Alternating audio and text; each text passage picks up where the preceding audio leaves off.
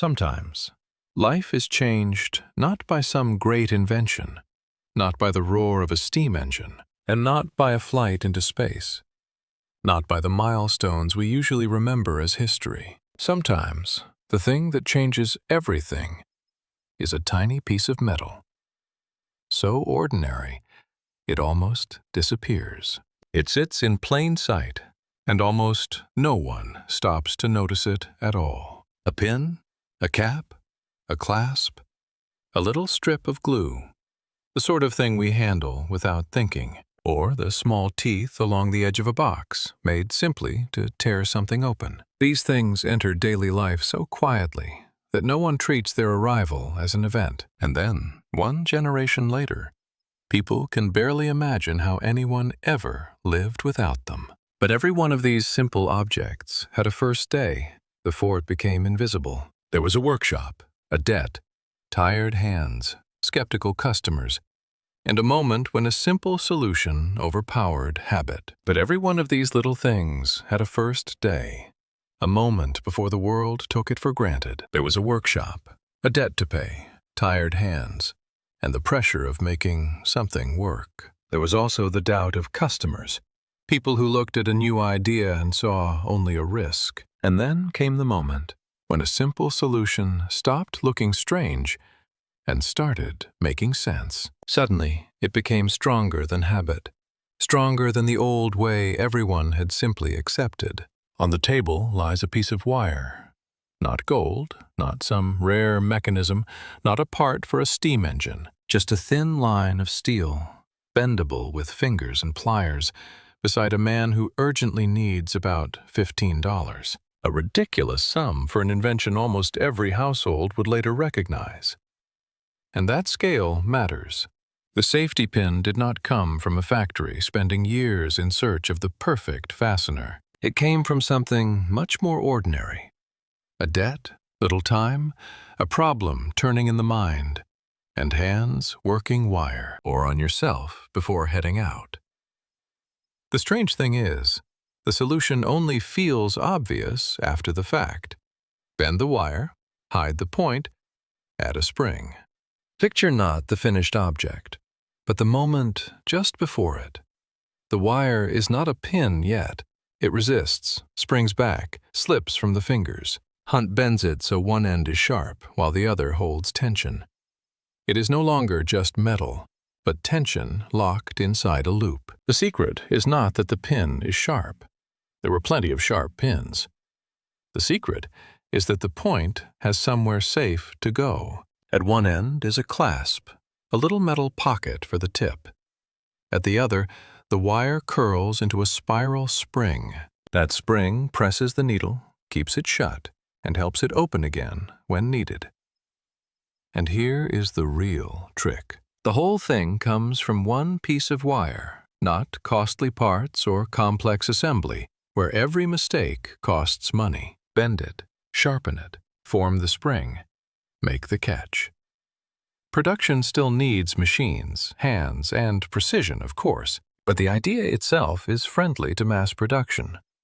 In the 19th century, that was almost a magical threshold. An object stops being a rare thing and becomes a small item in a drawer, useful in quiet, ordinary ways. But try seeing it from his workshop, not our hardware aisle.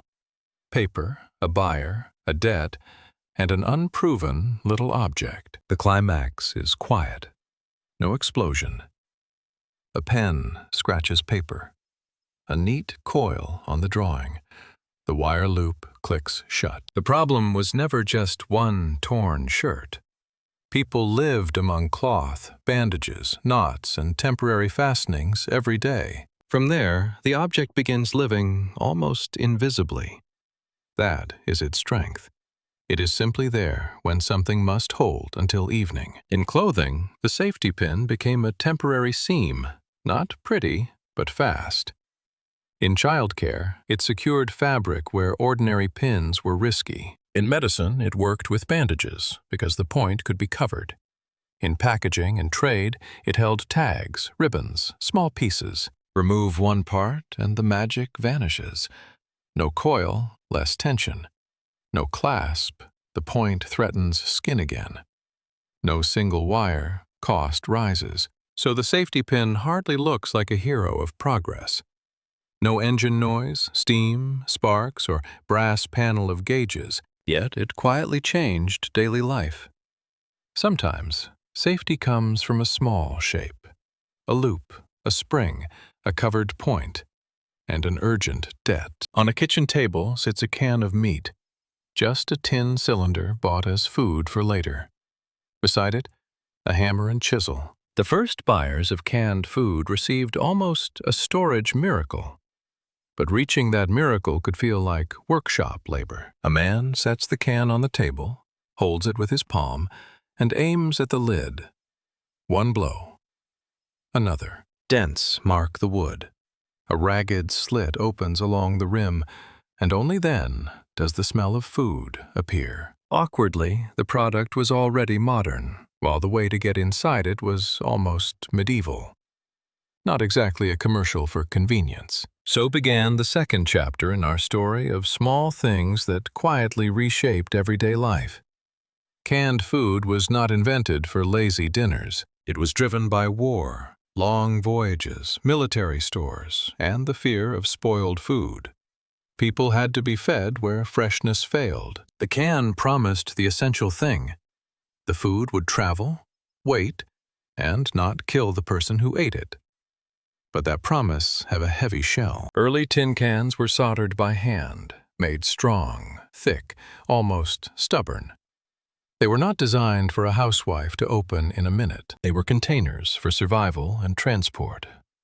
First, the world learned to hide food from air and time. And then, it discovered it had hidden it a little too well. Press too boldly and the blade slipped. Strike too hard and bits of tin or solder flew inside.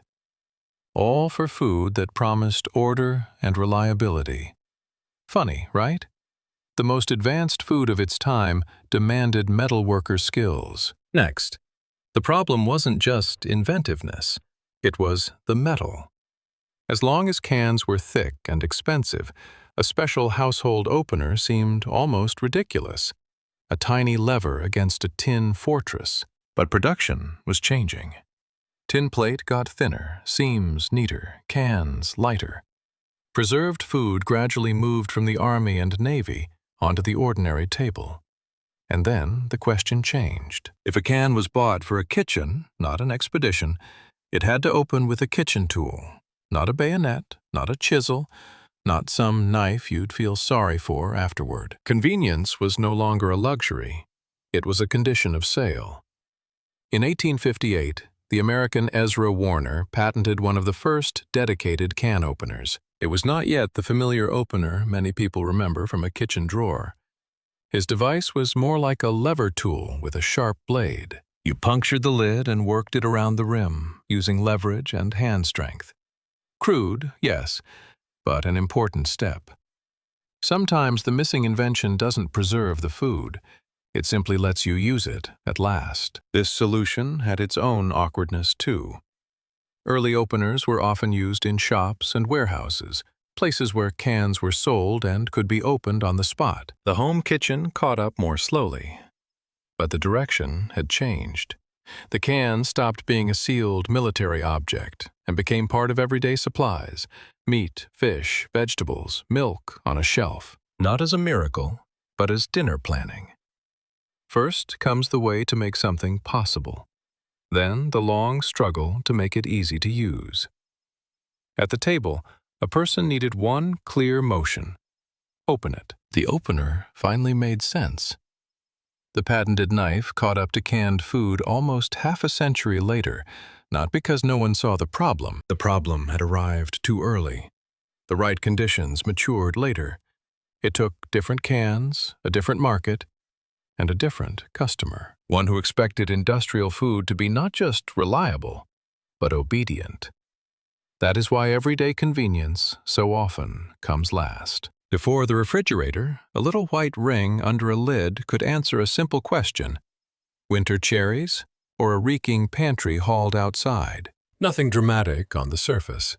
Just a kitchen, a boiling pot, fogged glass, berries and sugar on the table, and a few lids. But the woman of the house is not looking at the berries. She is watching the jar's rim, because trouble usually began right there. Summer in a country house was short and noisy. You had to pick, sort, cook, pour, and put away before the fruit turned. Fruit did not wait.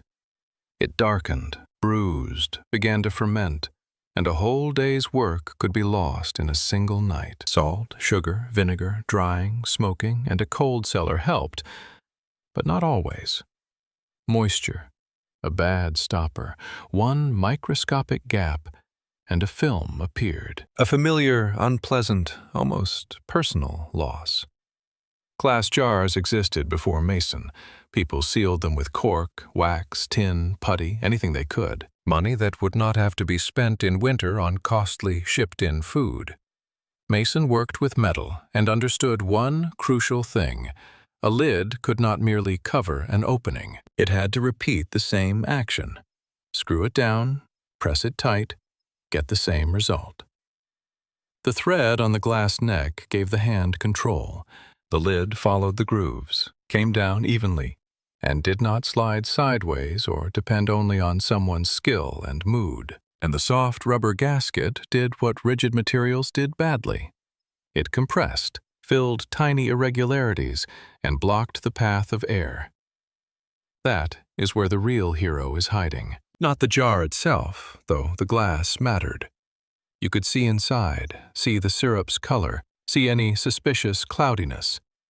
But success lived in the seam, that thin line between glass and lid, the strip almost no one notices until it fails, turned home preserving from tricks into a procedure. Not perfect, and not fully safe by modern standards, but far more controlled. Picture a pantry shelf with the old method on the left. Some wax is cracked, some cork is dried out, some lids it's crooked. On the right is a row of matching vessels, each with threads, gasket, and clamped edge. Your eye reads the difference at once. There is less guessing here, less pleading with luck. And for a family, that was no small thing. It meant buying sugar in jars once, then reclaiming the harvest for weeks and months, when outside there were no berries left and no warmth. The whole process became a tiny household ritual of precision. Water hissing, glass clinking, a jar lifted out and left to wait. An object like that quickly gains a strange power, changing not just the pantry, but the market around it. A household was buying more than a jar. It was buying a delay on spoilage, though Mason himself struggled to profit. That is a common fate for domestic inventions. The object stays in the kitchen, the name fades, and the money goes elsewhere. Home canning still required knowledge, cleanliness, and proper heat, with stricter guidance later, especially for vegetables and low-acid foods. Before modern refrigerators, refrigerated trucks, and year-round supermarkets, this was almost infrastructure, only scaled down to the home pantry. Glass let people see the food. Metal gave the thread and pressure. Rubber sealed the gap. Cooling pulled the lid down. One of the world's most familiar fasteners did not begin with coats or suitcases. It was pitched as a strange device for shoes. At least laces were honest. Tie them, untie them, replace them. This metal thing looked made for a workshop, not a foot. Now picture late 19th century Chicago.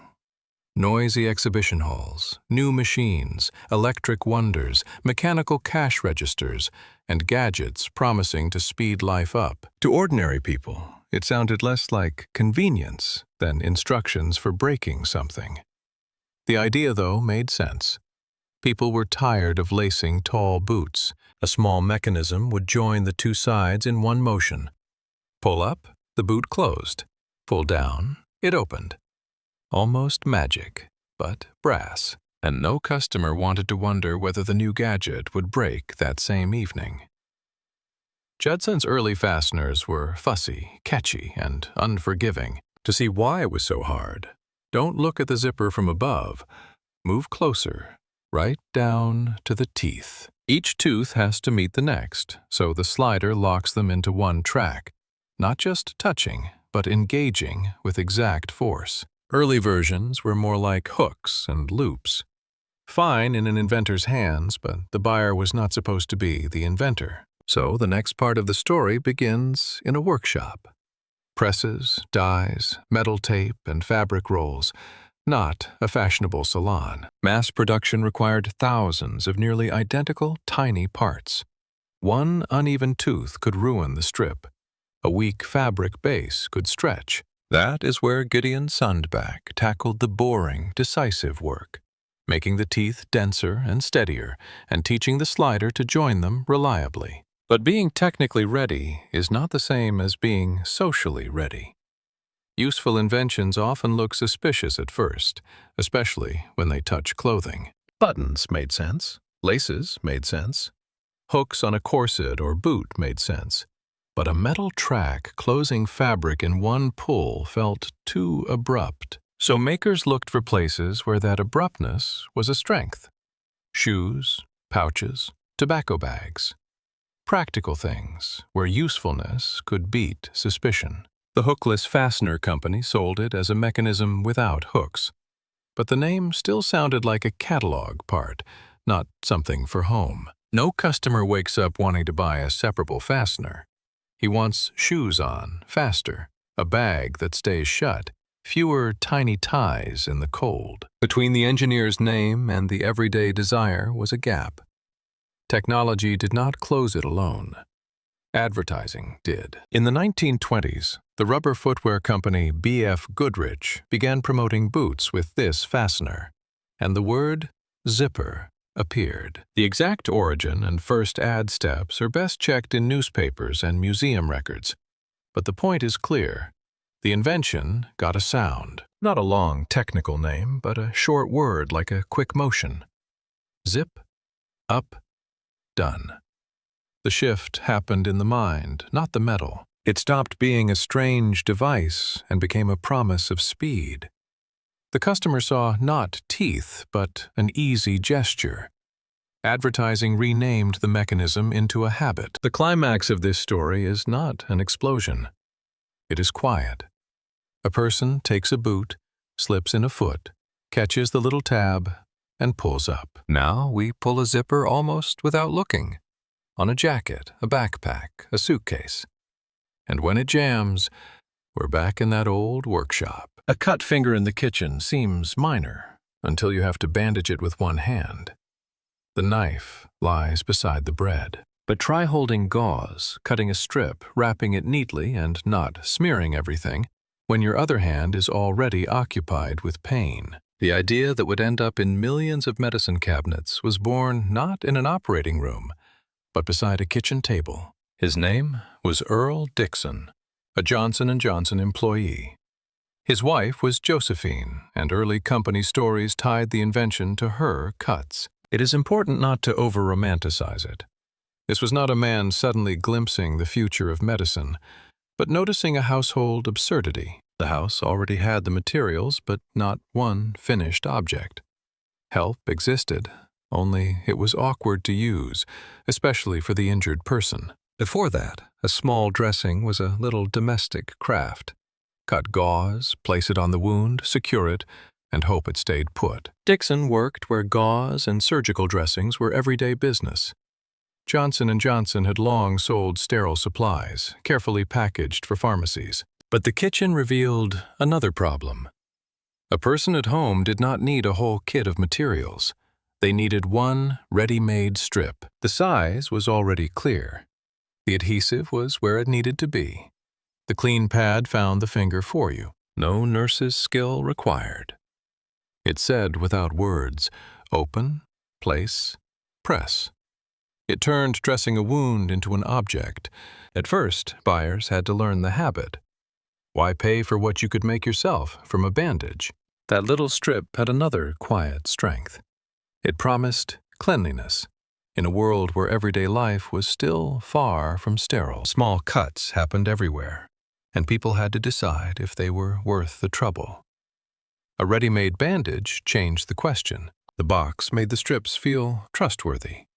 bought in advance, kept in one place, forgotten until the exact second they were needed. Once machines took over in the mid-1920s, the strips became straighter, faster, cheaper, and uniform, which matters in medicine. Advertising could show children, kitchens, travel, or handwork. The idea was the same. First aid could begin on a shelf at home. She remembers the box, opens it, peels a narrow strip, presses the white pad down, and the blood stops owning the scene. Today, a bandage feels almost invisible, waiting in a purse, car, school office, hotel kit, or bathroom drawer until a cut appears. Not a stash of strange medical supplies, but a set of simple answers to everyday mishaps. The bandage did something different. It took the drama out of a small injury. Instead of cloth in place of gauze, a cut now meant one quick motion. Open, apply, cover. Behind that stood a quiet chain of technologies. The strip had to stay protected until use, and factories had to make thousands identical, so people trusted the object itself, not the hand that dressed the finger. That may be the most interesting part. Mass trust came not from a grand promise, but from repetition. Each bandage in the box looked like the last. It simply waited for a small accident. Earl Dixon wanted his wife to handle a cut herself. In the end, the kitchen taught the factory a new form of home medicine. At a picnic, the worst part is not rain or ants.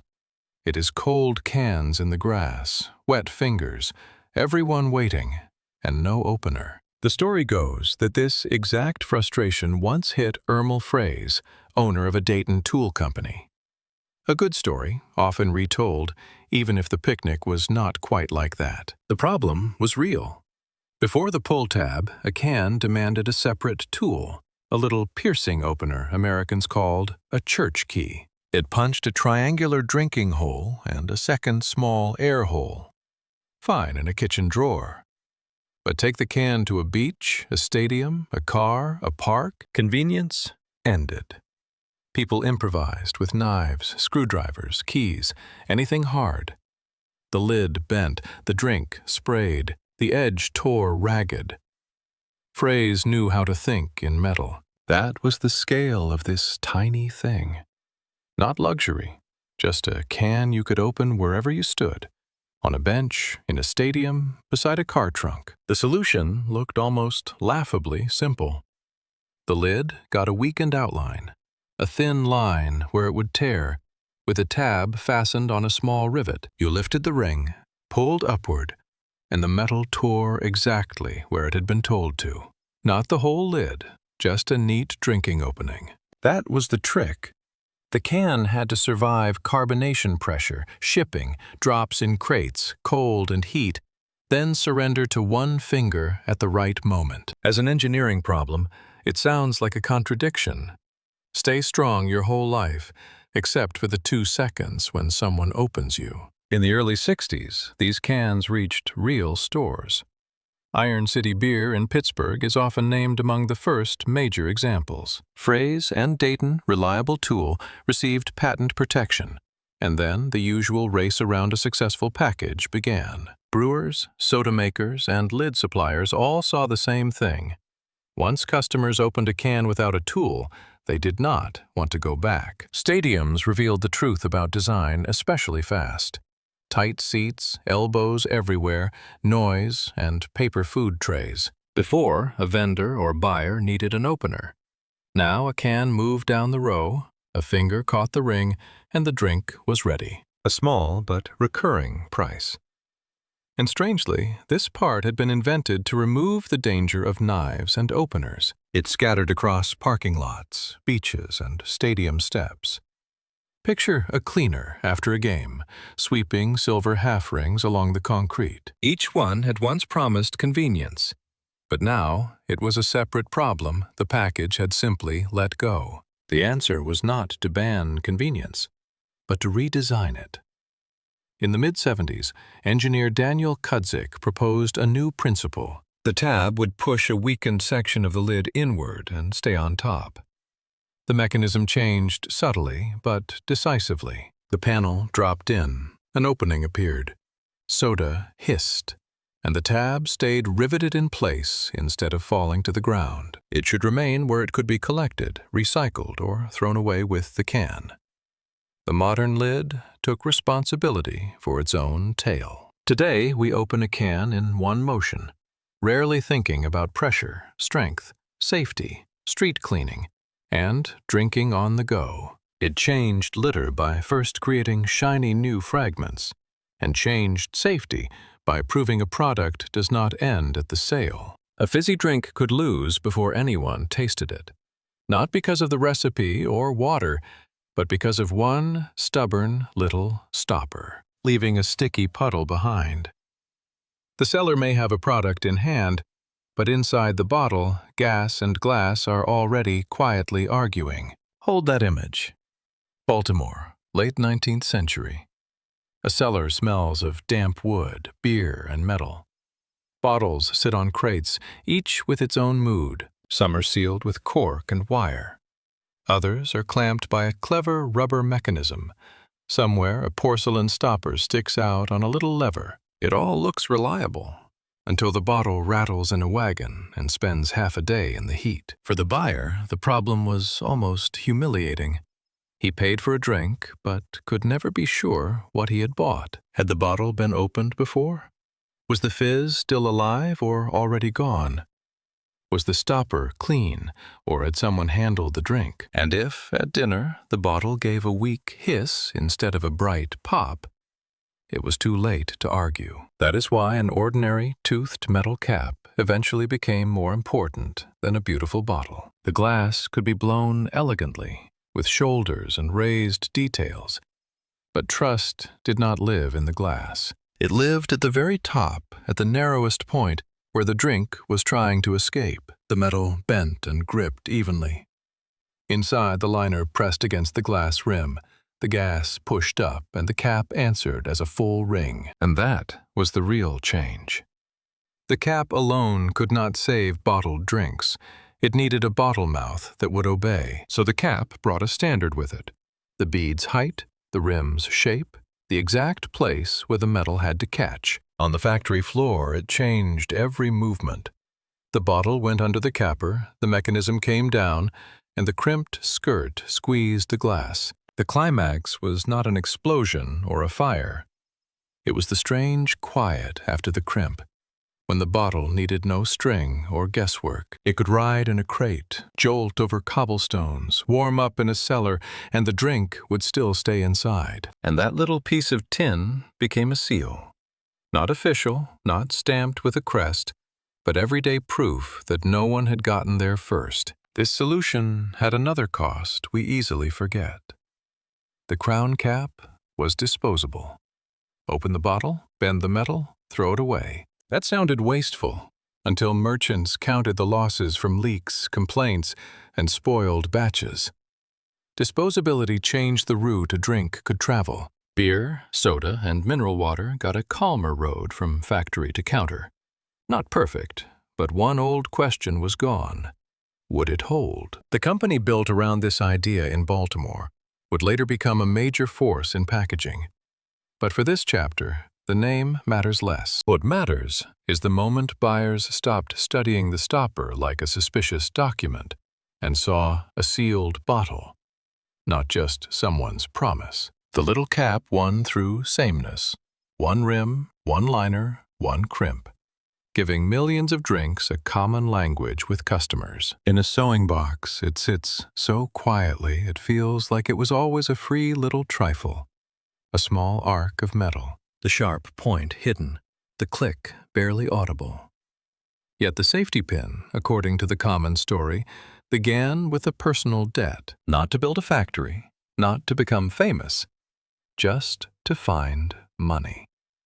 In mid-19th century New York, brass wire lies on a workbench. Walter Hunt looks less like a man about to change daily life than a craftsman with too many ideas and too little cash. In that America, invention was also survival.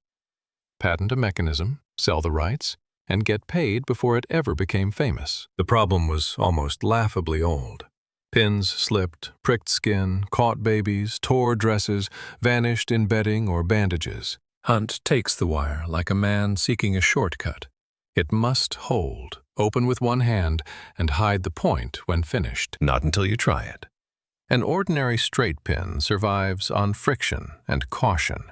You stick it in and hope it stays there. But fabric shifts, bodies breathe, children squirm, sleeves pull. The metal slowly works its way out, and a little helper becomes a little threat. Hunt's answer wasn't to make the needle sharper. He bent the wire into a coil, and that coil acted like a spring. The metal wanted to straighten, so that inner tension kept pushing the point toward the clasp. Everyday mechanics in miniature, not magic. Then came the other half of the idea. The point didn't just pass through fabric, it tucked into a closed head, a tiny metal pocket. In 1849, Hunt received a patent for this safety pin. On paper, it sounded dry. Shape, wire, spring action, protection for the point. But in life, those words meant a seamstress's hands, a mother by a cradle, a nurse with a bandage, a worker with torn clothes before a shift. And here the story takes an unpleasant turn. According to the well-known version, Hunt sold the rights to the invention for $400. That was serious money then, especially if you needed to pay a debt fast. That day, the deal may have seemed reasonable. The paper was signed, the debt was cleared, and he could breathe. But the object lasted far longer than a one-time payment, and that simplicity mattered most where money was tight. Not everyone could keep spare clothes or pay for urgent repairs. A tiny fastener bought time. Then the safety pin left the workshop and began living in other people's hands. It held diapers, scarves, hems, cuffs, tags, and temporary patches. In a hospital room, it held bandages quickly, without extra knots. At the tailor's, it did not replace a stitch, but helped wait for one. No one thanks the little clasp when the sharp end does not scratch the skin. But that is exactly the triumph of the design. It held fabric without making people fear it. For the 19th century, that was modern. Safety not as a warning, but built into the object. Not as some grand invention for the future, but as an answer to an awkward, irritating problem. Torn clothing, a moving child, a slipping bandage. It stayed in sewing boxes, first aid kits, pockets, and the underside of clothing. A small brass arc became a way to buy time. At first, it was a glue that failed at glue's simplest job. It did not hold strongly, permanently, or fuse two surfaces together. For business, it sounded even worse. Picture an American research center in the late 60s. Samples, jars, paper, sticky strips, laboratory smell. At 3M, where adhesives and coatings were serious business, a new formula was expected to be stronger. Chemist Spencer Silver was chasing a super sticky glue. They touched the surface not as a solid film, but as countless tiny points.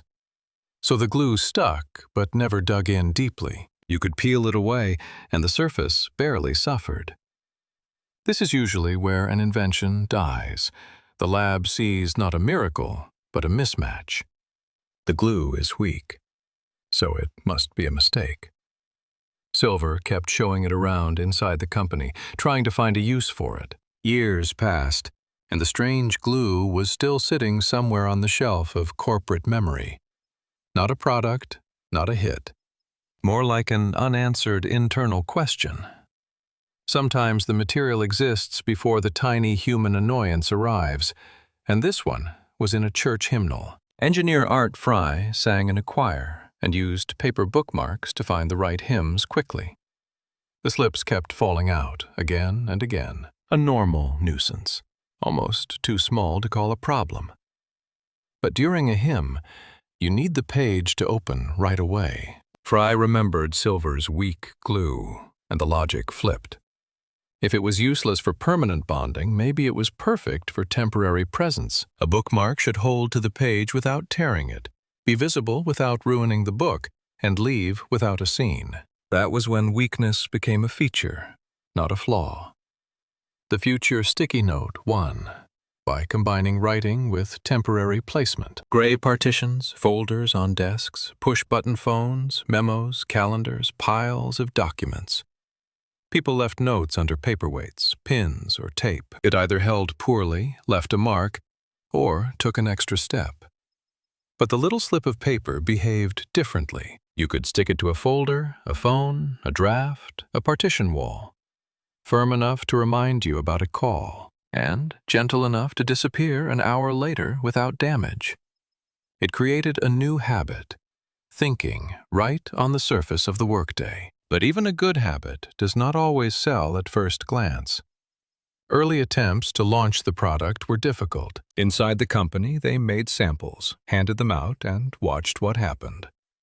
There was the early name Press and Peel. There were test sales, and there were doubts. If you had never used one, it was hard to explain why you'd pay for little pieces of paper that came unstuck by themselves. Then a simple truth worked. Don't describe it, put it in their hands. When employees started leaving notes on them, they quickly stopped giving the pads back. The note moved from document to document. Phone numbers, quick requests, arrows, warnings appeared on it. It needed no instructions, filling the empty space between thought and action. It was a way to handle chaos without nailing it to the wall. Weak glue found the place where weakness became its greatest strength. One of the most useful things in the home, according to the common story, was born from a simple $15 debt. Not a fortune, but enough to make a man sit there, twisting wire in his fingers, thinking how to pay it back. Now, picture an ordinary pin. Not the modern kind with a little clasp, but a sharp needle with a head. It could hold fabric, secure a bandage, fix a dress, or pin a diaper. And every time, a tiny thread remained. The point stuck out, caught skin, scratched babies, and slipped from cloth at the worst possible moment. Today, that almost sounds strange. We expect a fastener to close neatly and behave. But 19th century repairs were not so polite. A needle, a hairpin, a pin, a knot, a thread. Whatever was at hand. Poor people repaired what they could not replace. The rich faced it too, just in different rooms and finer fabrics. Clothes tore, bandages slipped, children squirmed, and in mid-19th century New York, Walter Hunt sat without much financial cushion, bending wire into a loop. The wire bends so that one end forms a spring loop. It is not just a pretty curl, it holds tension, as if the metal is gently pushing back against your fingers. You open the pin, pierce the fabric, then let go. And that tension guides the sharp point back where it belongs, into a closed cap that hides the danger. In 1849, Hunt received a patent for his safety pin. In the American patent system of the time, that mattered. An idea became a right, and a right could be sold. By the familiar account, Hunt sold the rights to the pin to pay off a debt, taking a sum that only made sense in the short term. $15, and the debt was gone. But he was an inventor of his century, with other ideas, including important work on sewing machines, where the rights were complicated too. In the 19th century, inventions often lived apart from their inventors. Picture it. A hand bending wire. A man thinking about a small debt, and beside him, still invisible, a future household object headed for shops, nurseries, sick rooms, and travel trunks. It would sell not because it was fashionable, but because it solved a dull, daily, stubborn problem. The quietest success begins when people stop noticing the thing at all. Take the safety pin out of the 19th century, and daily life grows harsher. Diapers need sharp fasteners again. Bandages slip. A torn seam on the road becomes a real problem. The climax is repetition. A finger presses the spring loop, fabric folds, the point passes through the fibers, then slides into the cap. A tiny click turns danger off. Walter Hunt did not grow rich from every pin, but his loop and cap outlasted many louder machines. Sometimes safety is simply a sharp point that can finally be closed. A sheet of paper could be ruined by a single decision from the boss. Not burned, soaked, or lost, just pierced in the wrong place. In a late 19th century office, that was ordinary trouble. An invoice came in and someone pinned it to a letter. Later it had to be separated, a receipt added, an old copy removed. Pins left holes, thread left stitching marks. Even a metal clip could bruise the edge. The document no longer looked fresh. It looked as if it had survived a small fight. And the worst part was, this was normal. Paper was not just a surface for words, it was evidence. It carried signatures, seals, amounts, addresses, promises to pay. A damaged sheet could still be read, yes, but trust in it slipped a little.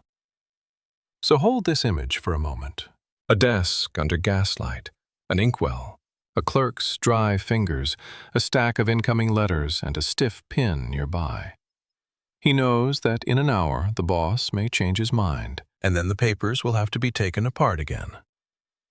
This is where a question appears that only sounds funny today. How do you fasten sheets together, then make it look like nothing ever happened? Before the familiar paperclip, the office lived in a world of almost irreversible choices. Papers were sewn, tied, pierced, pressed together.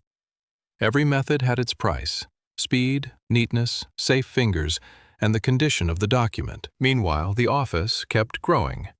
Insurance firms, banks, railroads, government agencies, trading houses, all of them produced correspondence in such volume that old little inconveniences became a daily loss of time. Not a grand drama. Worse, a constant irritation. One thing matters here. The paperclip did not appear because someone felt like bending wire into a pretty shape. First came too much paper. By the late 19th century, an office was no longer a room with a few letters in a drawer. It was a flow. Orders, delivery notes, invoices, insurance policies, bank notices, questionnaires, government forms.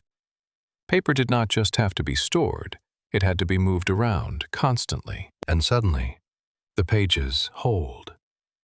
Then he removes it in one motion. The document stays intact. If the boss wants a different attachment, there are no scissors, thread, or pin marks. A fresh stack of letters lands on the desk. The clerk separates an invoice, adds a reply copy, and a short note. Her hand reaches for a small silver loop. The packet is ready. The paperclip was useful because it asked for no respect. Toss it in a box, hand it around, lose it in a drawer, find it again between letters. As paper bureaucracy grew, machines made copies, departments traded forms, archives swelled, and documents increasingly lived in temporary groups. Together today, apart tomorrow. Together again next week, with a different attachment. That was its quiet revolution. Joining no longer had to mean damaging. It was the office version of for now. It had limits, of course, but its weakness became part of its strength. It won by repetition. Millions of times a day, someone joined papers while leaving them free to become separate sheets again. No hole, no stitch, no extra trace. Sometimes an invention begins not with a flash of genius, but with someone who simply does not untie a little bag. On the table sits a tea sample. Normally, the buyer would open it and brew the leaves as usual. But according to the popular story, someone dropped the whole bag in. The packaging became the method. Picture early 20th century New York. A tea shop, glass jars on shelves, paper invoices, scales, the smell of dry leaves.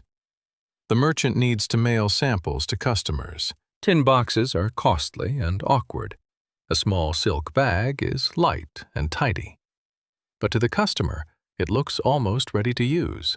No strainer, no mess, no leaves to clean out. Before that mistake, making tea at home was a slower affair. Loose leaves had to be measured, poured in, steeped, and then separated from the brew. Some people had a teapot with a strainer, Others had a separate tea strainer, and some just had a cup with leaves floating in it until the very last sip.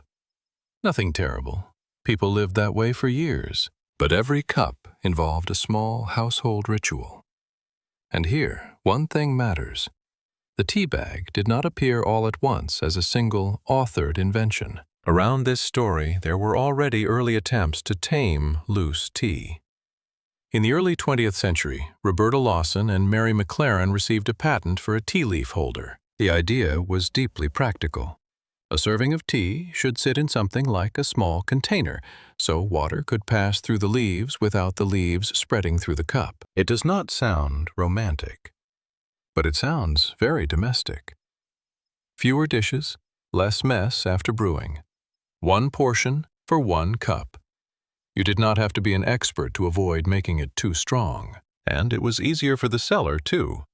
You could sell not just tea, but a clear, ready measure.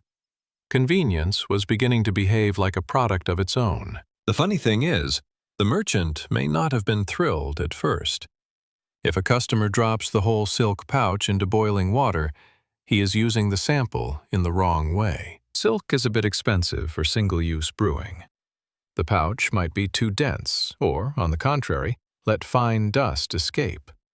The leaf needs room to open up. A beautiful idea starts demanding rough adjustments. But the customer has already pointed the way. He was not asking for a new philosophy of tea. He wanted a cup with fewer steps. On a train where the table shakes and the hot water is already poured. And the faster everyday life became, the more convincing that little pouch looked. It had a cost, too. Loose-leaf tea lovers argued about quality and taste, and said good leaves should not be cramped inside cloth or paper. But mass habit rarely asks permission from connoisseurs. It chooses what can be repeated tomorrow with no effort. And so, the tea bag became one of those things we barely notice. Rustling in the box, darkening in hot water, quietly removing an old ritual. The cup simply got faster. The strangest help on a dark road does not shine by itself. It has no lamp, no wire, no battery, no tiny switch. It simply waits for someone else's light to hit it. And in Britain, during blackouts, when street lights went out or were dimmed, this object suddenly became almost a navigator. Headlights touched the wet asphalt, and the road answered with two white dots. Hold that image. Northern England. Fog. A narrow road through the dark hills of Yorkshire. A truck moves slowly because night has swallowed the shoulder and rain has made everything the same black. The driver sees not a road ahead, but a shining strip of water. The white paint is there, in theory, but in wet light it disappears. It does not warn, guide, or hold the lane. Before familiar road lights, drivers often drove at night almost from memory. On this dull, wet, practical pane, a small piece of metal appears in the asphalt.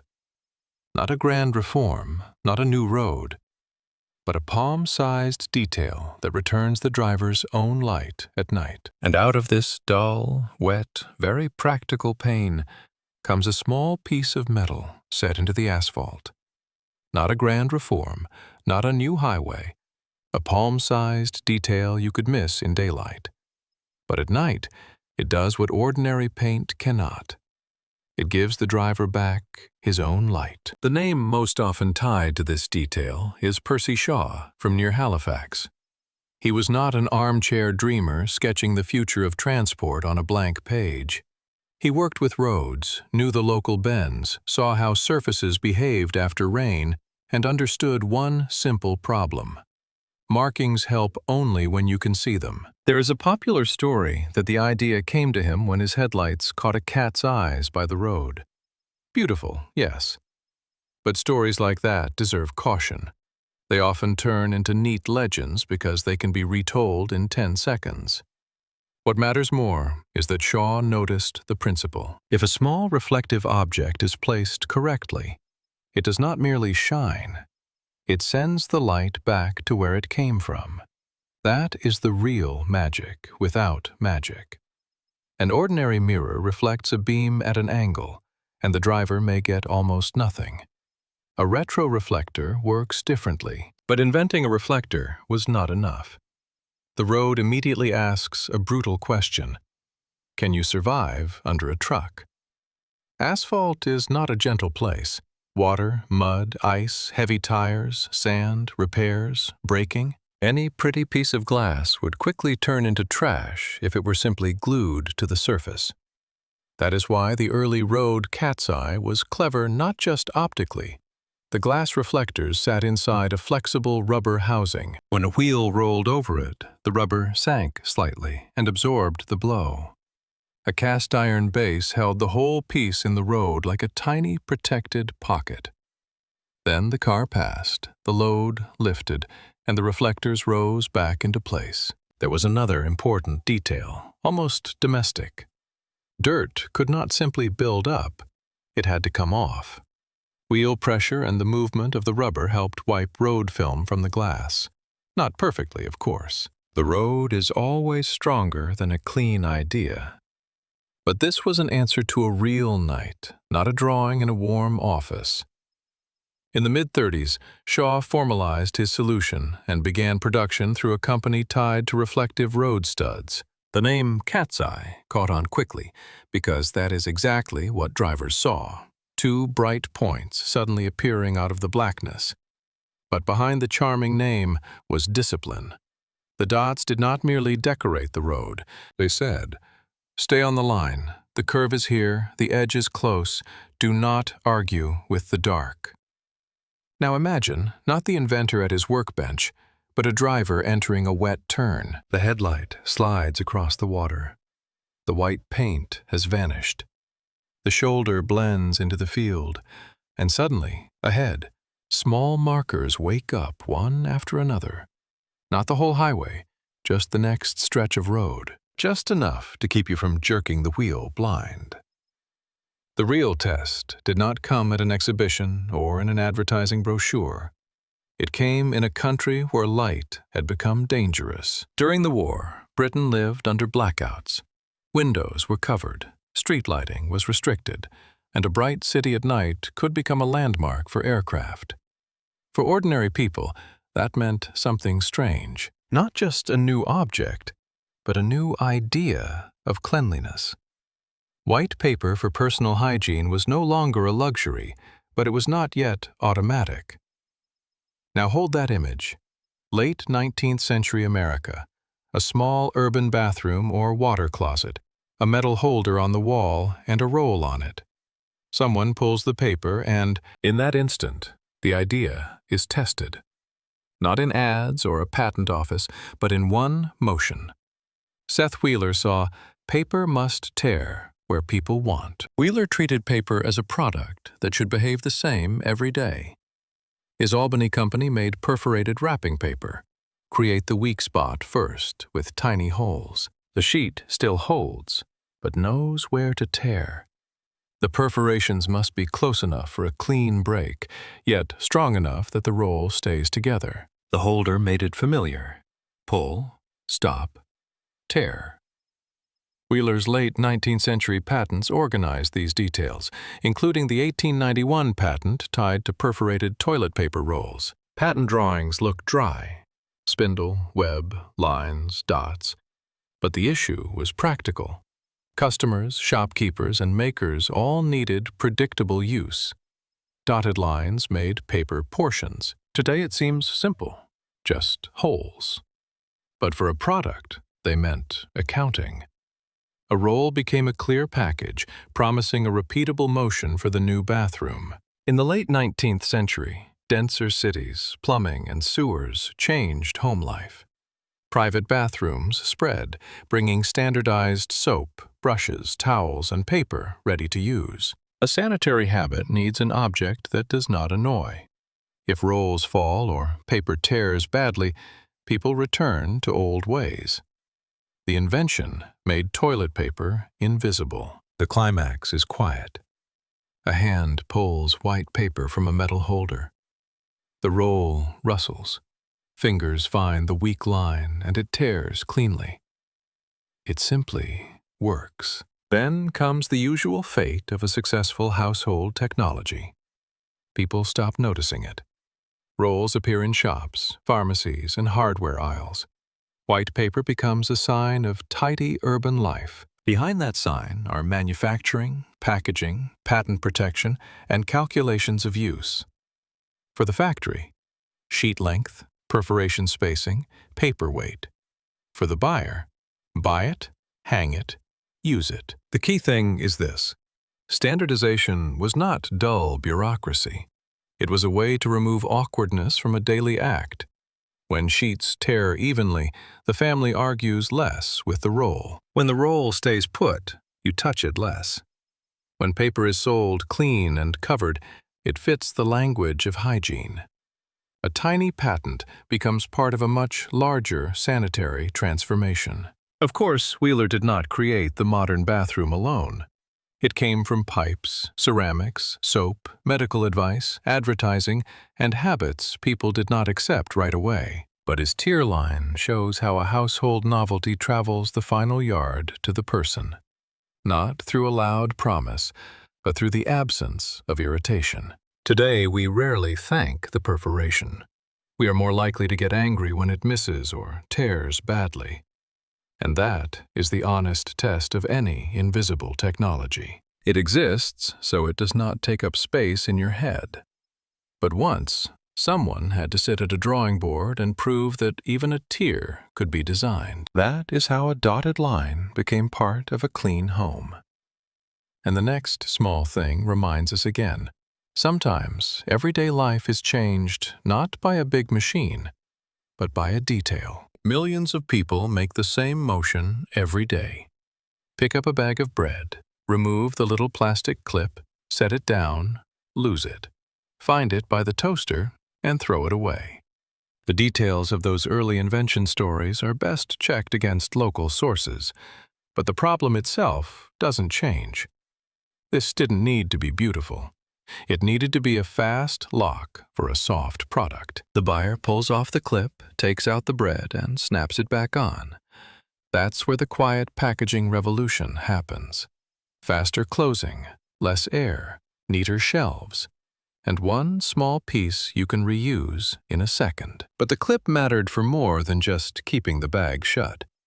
If that were all, it would have stayed a handy little detail.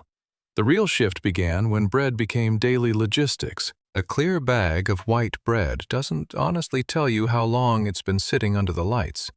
A shopper can squeeze and guess, but the store needs something simpler. So the little lock gets a second job. Picture it. Early morning, the back door opens, and a driver brings in crates of bread. The bags rustle together with tiny colored tabs on their twisted ends. The clerk doesn't read every label. He reads the color. It wasn't magic, or one universal secret code for every store. Color schedules could differ, so those household legends often oversimplify things. But for retail, the idea was powerful.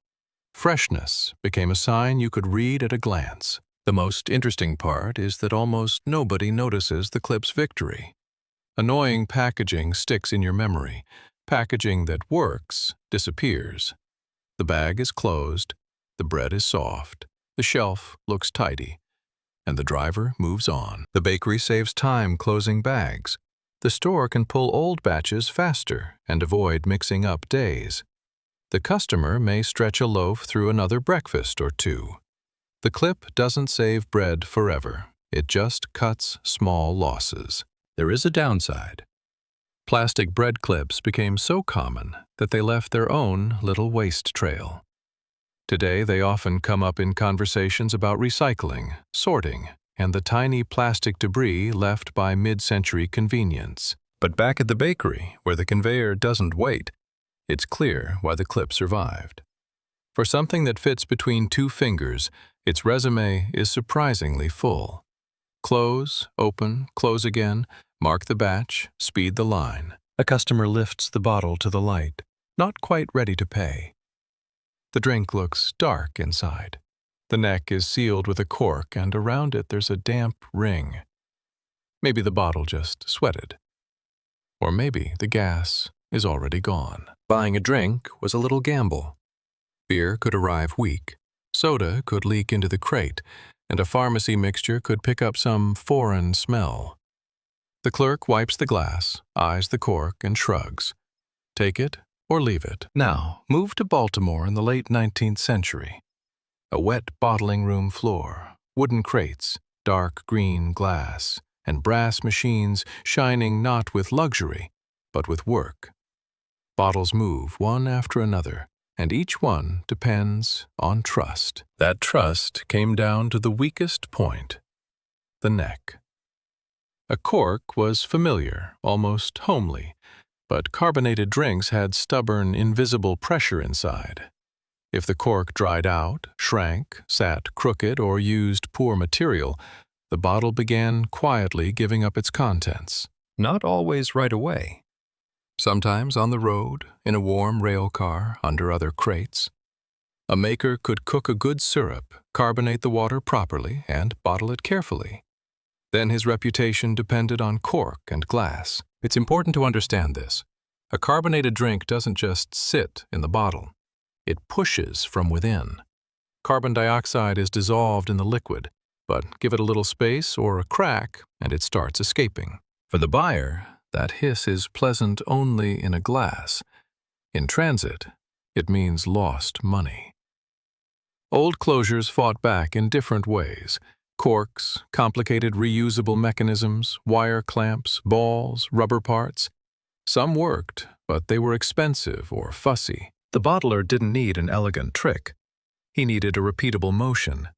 Set it down, press it on, send it out. By the 1890s, this was no longer a small workshop nuisance. Cities were growing, and bottles had to travel farther. Down the street, by railroad, to the next town, to a pharmacy or a grocery. The farther a bottle traveled, the sharper the question became. Who could guarantee that what was inside was still what the factory had put there? William Painter of Baltimore saw the problem not in the drink itself, but at the rim of the glass. His answer would be called the crown cap, for its crimped, tooth-like edge, a thin metal disc, a liner inside, and small folds around the rim, to make sealing fast, cheap, and consistent. So a bottle stopped being a one-off problem and became a product you could trust from far away. In the bottling room, it looked routine. Bottle under the machine head, cap on the neck, lever down, a short metal click. The teeth folded under the lip. The worker took the bottle away and set up the next. And that repetition held more of the future than any shiny display window. Trade didn't need one successful bottle. It needed 1,000 sealed the same way. They could be packed into crates and shipped without constant fear. Before, a leak felt almost personal. Someone hadn't pressed hard enough, chosen the wrong cork, or kept the goods too warm. Now the blame and the risk were gradually moving into the system. If the neck was standard, the cap was right, and the machine was set, the result could be repeated. The strangest thing is that the cap's victory was almost invisible to the customer. No one was supposed to admire the teeth. You simply picked up a bottle and expected it to open with a hiss, not disappointed silence. That was all. But for beverages, it changed the economics. Soda could leave the bottling room more confidently for the city network. Beer got a shorter, more reliable path to the buyer. Pharmacy and food liquids benefited from the same principle.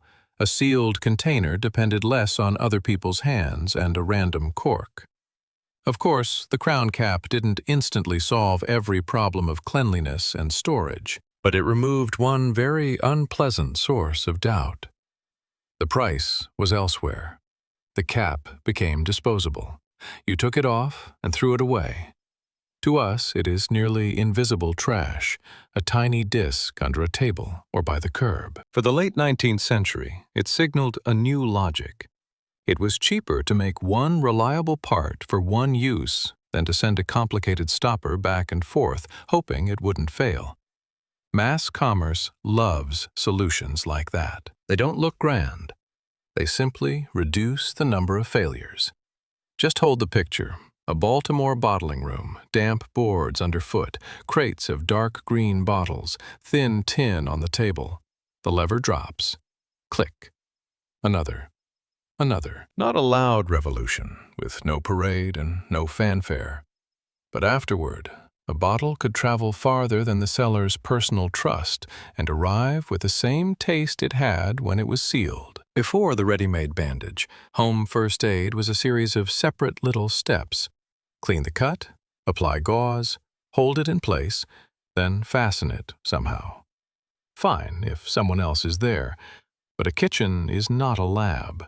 There are wet fingers, crumbs, steam, hurry, and the sharp edge of a knife that has already done its work. So Earl makes a move that seems almost childlike. He takes a strip of adhesive surgical tape. On the sticky side, he lays small pads of gauze.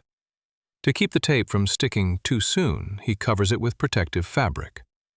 What he has is a spare strip for later, not a medicine, not a new material. It is a sequence of actions assembled in advance. That is the real turn. The pause between supplies disappears from the first aid kit. Clean gauze is already where it belongs. Adhesive is already around it. All that is left is to cut the right length, peel away the backing, and press it to the skin. A small cut no longer demands an entire ritual. Hold on to this image for a moment. A man, in the evening, preparing a long strip of gauze for his wife.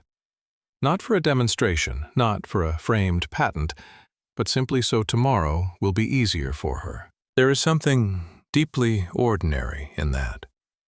And that is why it feels convincing. Big things often enter the home through factories, advertising, doctors. Here, the doorway was different. A kitchen table, a knife, a finger needing help now. But a homemade strip was not yet something you could sell across the country. They still had to figure out the width, the stickiness, the size of the gauze pad, and the packaging. The bandage had to wait for its moment. Clean, not dry out, not stick to itself, and not look like some odd homemade craft. Here, a household idea met the factory question. How do you turn care for one person into the same reliable object for thousands of unfamiliar hands? Not after searching, not when someone finally has a free hand, but right now. What matters here isn't the brand on the box, but a shift in everyday logic. That is why the story of the household bandage begins not with a grand discovery, but in a small New Jersey kitchen. A cut finger, an awkward dressing, brown tape, white gauze, and one simple idea. On the counter sits something that promises to free people from shoelaces. A little metal track, hooks, loops, a slider. The salesman moves his hand and the shoe seems to close in one motion. Beautiful. Almost magical. Yet the customer hesitates, touches the fastener, and imagines trouble. What if it jams outside? What if it tears the leather? What if, one rushed morning, it simply refuses to obey? That distrust is where our 18th chapter begins. Not with the zipper's victory, but with a predecessor that looked too clever for ordinary shoes. By the late 19th century, people knew factories, trains, and telegraphs, but getting dressed still required patience. Buttons, hooks, laces, buckles. Fingers worked every morning, as if it were part of the price of looking respectable. Whitcomb Judson, an American inventor, tried to lower that price. In 1893, his fastener was presented as a convenient device for shoes. The idea was clear. Two edges should not be sewn shut forever, but quickly joined and separated. No tying, no threading laces, just pull one part down. But that simple dream ran into an awkward shape. The early clasp locker, as it was called, looked more like a workshop mechanism than a piece of clothing. It had hooks and eyes that had to meet precisely, without fuss.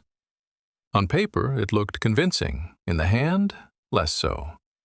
Clothing does not live on a blueprint. It bends, gets dirty, gets wet, stretches at the knee and wrinkles under the body's weight. And when a fastener fails, the person wearing it notices immediately. The next step came from Gideon Sundback, an engineer who saw the fastener not as a trick, but as a system. The slider did not just pull.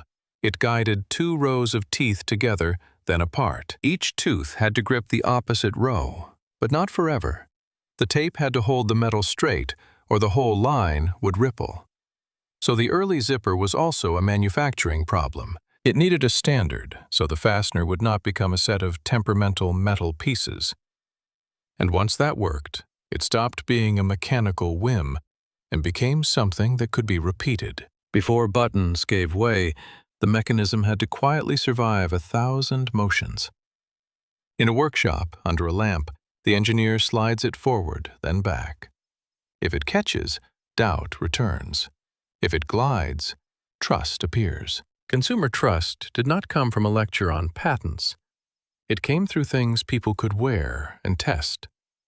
In the 1920s, rubber boots and galoshes helped push the new fastener beyond technical enthusiasts. B.F. Goodrich promoted those boots, and around then the punchy word zipper took hold.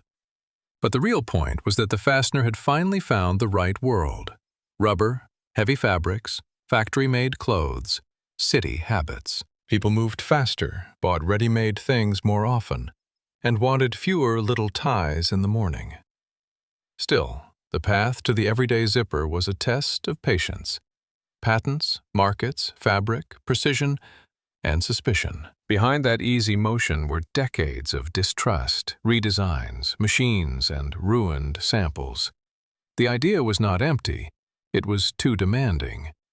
When the world caught up, the strange fastener became nearly invisible. Sometimes an object becomes great not because it loudly changes the world, but because it stops pricking your finger. On the table lies a piece of wire. Beside it, a debt that has to be paid. According to the familiar story, a man bends metal all evening, sells the rights for enough to cover the debt, and lets go of an object that will later spread by the millions. His name is Walter Hunt. Something fast. Very fast. First, understand this. Before the safety pin, people weren't helpless or half-dressed. Clothing was held together with ties, laces, hooks, buttons, and ordinary pins. But an ordinary pin was a tiny threat, useful only until it slipped out, caught skin, or stayed in the cloth with its point exposed. That was especially bad anywhere the fabric kept moving. A baby's diaper, for example. An adult hand is rushing, the child is squirming. The cloth has to be fastened, and between your fingers is a thin needle with a bare point. One mistake, and a useful thing becomes a stab. The same went for a dress, a cuff, a quick repair, a pinned-up edge of underclothing. In a world where clothes were saved, mended, and remade, a fastener was not a trivial thing. It was part of the daily defense against fabric coming undone. Hunt was not some armchair dreamer. He was a man who was always trying things with his hands. He had ideas for all kinds of mechanisms, from tools to machines. His name is tied to an early sewing machine and other devices, though money stuck to him far less easily than ideas did. And this is where the story starts to feel almost unfair. The inventor sees the answer, but lives in a world where patents, manufacturing, and selling the rights often matter more than the insight itself. The evening with the wire is easy to imagine without much romance. Not a bolt of inspiration from the heavens, but an irritating problem. Make a clasp from one piece of metal. It has to spring, hold fabric, not fall apart into pieces, and not leave the sharp end exposed. The fewer parts, the cheaper it is to make. The simpler the shape, the easier it is to repeat by the thousands. An ordinary needle just pierces fabric. A hook catches. A button needs a loop. Hunt needed something else. A tiny mechanism that would hold itself shut. And here the wire starts working not like a stick, but like a spring. One end bends into a loop. The metal takes on tension. and that tension pushes the point in the right direction. It sounds almost too simple, but in things like this, simplicity comes last. You don't just bend the wire into a pretty shape. You make it want to close. You hide the sharp end inside a metal guard, so the pin holds the fabric instead of hunting for fingers. The little loop gives it spring. The clasp receives the point. Between them appears exactly what everyday life had been missing: controlled danger. Now the piece of wire is no longer just wire. It has become a device with a memory of its shape. Press it, open it, pierce the cloth, return the point to its cap, and the stab is locked inside. The quietest consequence of this story is that the safety pin nearly vanished from notice precisely because it became reliable. A good household device asks for no applause. It waits in a box until needed, then saves a hem, a strap, a curtain, a baby's diaper, a tied-up package, an oversized belt, and disappears again. It has none of the grandeur of a locomotive or the shine of the telegraph. But its mechanism is honest and clever. The spring loop stores force. The sharp point makes the puncture. The closed head hides the danger. The whole design can be explained in seconds, and that is why it survived changing fashions, fabrics, and habits. You could even say the safety pin taught everyday life a little engineering courtesy. If there is something sharp in the house, you do not always have to reject it. Sometimes it is enough to make the sharp part close. That does not sound like a revolution, but anyone who has stepped on a needle understands, or caught skin with a pin, or tried to fasten clothing while running.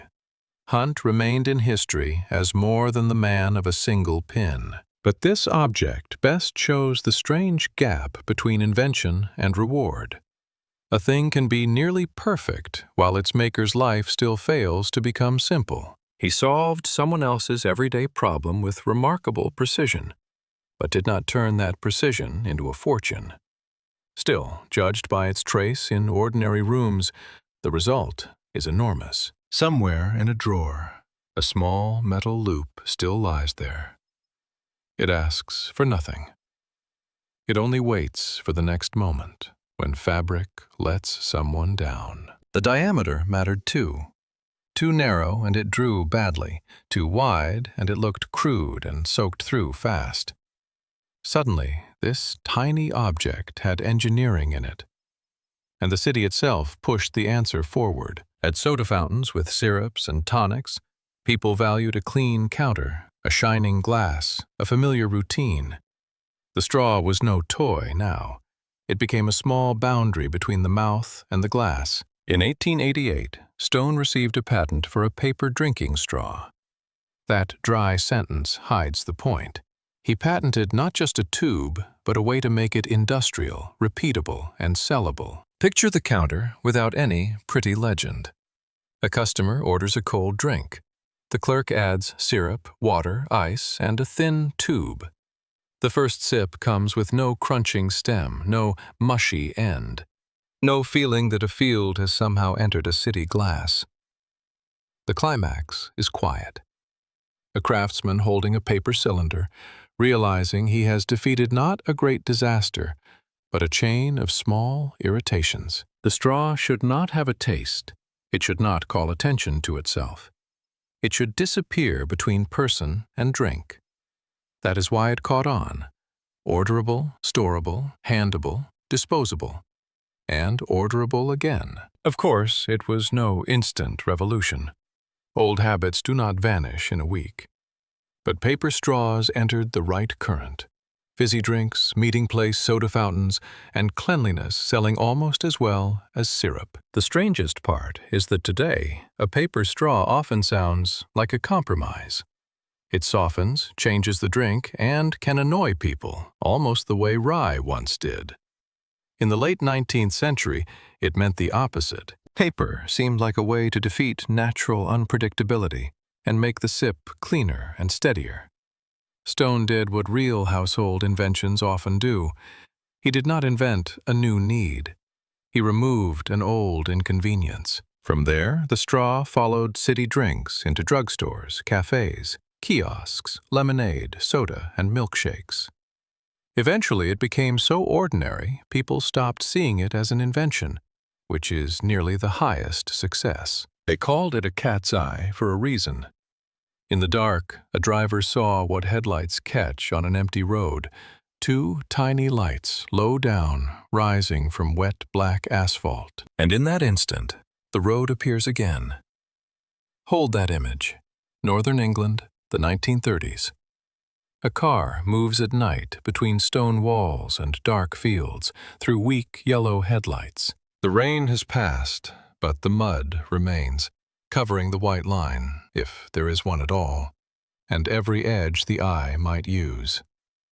Today, roads speak to us. Lane markings glow, signs shine back, and the navigator calmly whispers the next turn. Back then, night driving could feel like guesswork, and the answer often came too late. The problem wasn't that people couldn't drive. They were driving through a world that had not yet learned how to help them at night. Road markings were modest, and paint got dirty fast. After rain, a white line could become a dull streak under water and soot. Percy Shaw lived and worked near Halifax, in Yorkshire. Beautiful country, but beauty does little for night roads. Hills, bends, wet stone, sudden drops. According to the famous version, the idea came after his headlights caught a cat's eyes. But the real insight was the light coming back. An ordinary shiny object scatters light anywhere, sideways, upward, or into the wet dark. A driver needs something that sends the headlight beam almost straight back to the person behind it. That is retroreflection. The beam hits a small glass lens, changes direction inside, and returns to the car. A clear, stubborn glint saying, "Here is the line, the edge." In 1934, Shaw patented the reflecting road marker. Later, his company, Reflecting Road Studs, began operating in Halifax. But behind the patent was a practical question. How could it survive dirt for heavy tires, and for a nighttime driver with no time to admire clever engineering? He needed an answer now. One flash, another, then the next.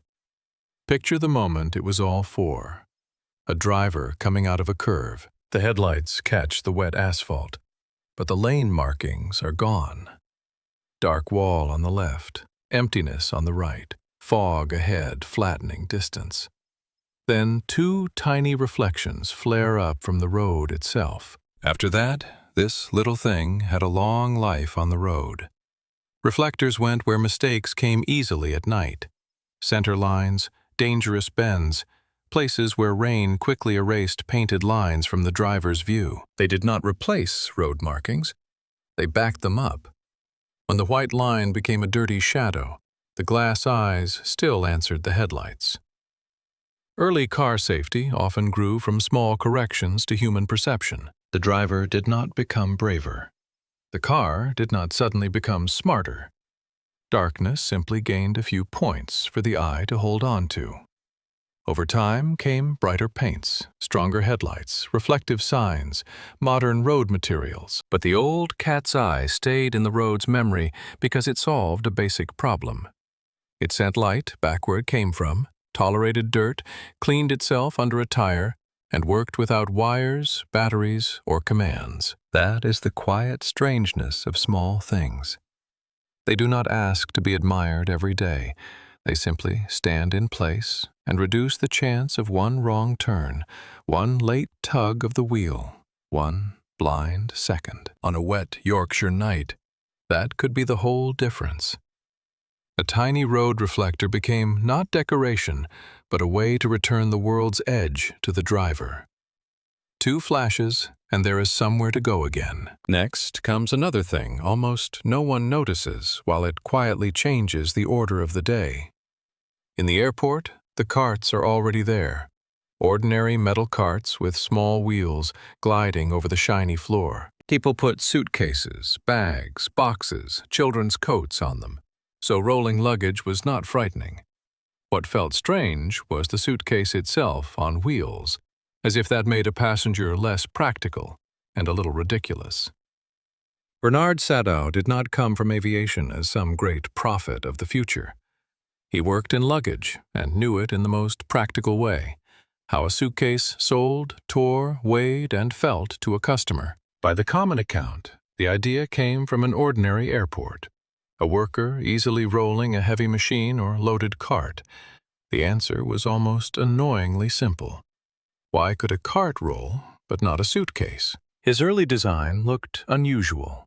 The suitcase lay flat on its wide side with wheels underneath, and you pulled it by a strap. Not the sleek upright column we know, more a luggage box on a leash. It could wobble, snag, and not always look dignified. But it freed the hand from constant weight, and that was the point. Sadow received a patent in the early 70s for luggage with wheels and a flexible pulling device. Today that almost sounds funny, like patenting common sense.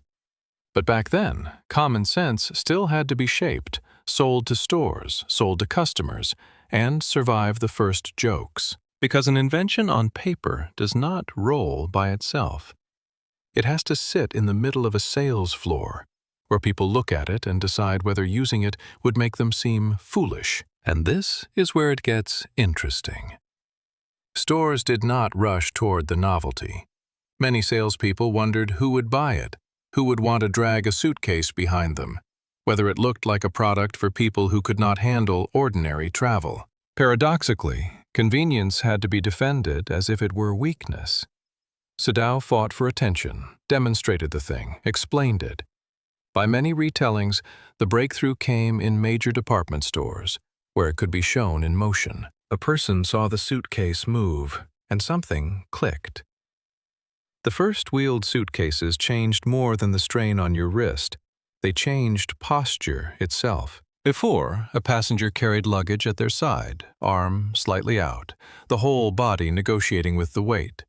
Lift it over a curb, switch grip at the counter, set it down for a ticket, then lift again. People started packing for movement, not just for weight. The suitcase became part of the route, from home to the counter, from the counter to the gate, from the gate to the taxi. It was no longer dead weight, carried in awkward bursts. It moved with your steps. And that is when an invention enters daily life. When a person stops looking around and simply rolls it along. Now take a piece of bubble wrap in your hand and try to forget about packages for a second. Not boxes, not moving day, not that childish urge to pop a bubble. Here is the strange part. One of the 20th century's most recognizable packing materials began as wallpaper. In late 50s New Jersey, Alfred Fielding and Mark Chavan were experimenting with clear plastic. They had 2 thin sheets on a table, ran them through a warm roller, pressed them together, and accidentally trapped little pockets of air between them. A surface almost anyone would recognize today. Back then, it looked like a bold interior material. Plastic felt new, clean, almost futuristic. Something you could stick to a wall. Transparent, dimensional, and strange to the touch. Picture that room. Side light hitting a shiny wall covered in tiny raised cells. Today it sounds like a joke. Then it was a serious offer to the market. But the market looked at it and did not know what to do. You could admire a sample. You could touch it. Living beside that wall every day was another matter. The material was not cozy. It did not look expensive, and most important, it solved no real household problem. That is where the story becomes interesting. The failure did not happen because the material was bad. It was unusual, strong, light, and filled with air. They had simply asked the wrong question. Then, a very different worry appeared beside this material.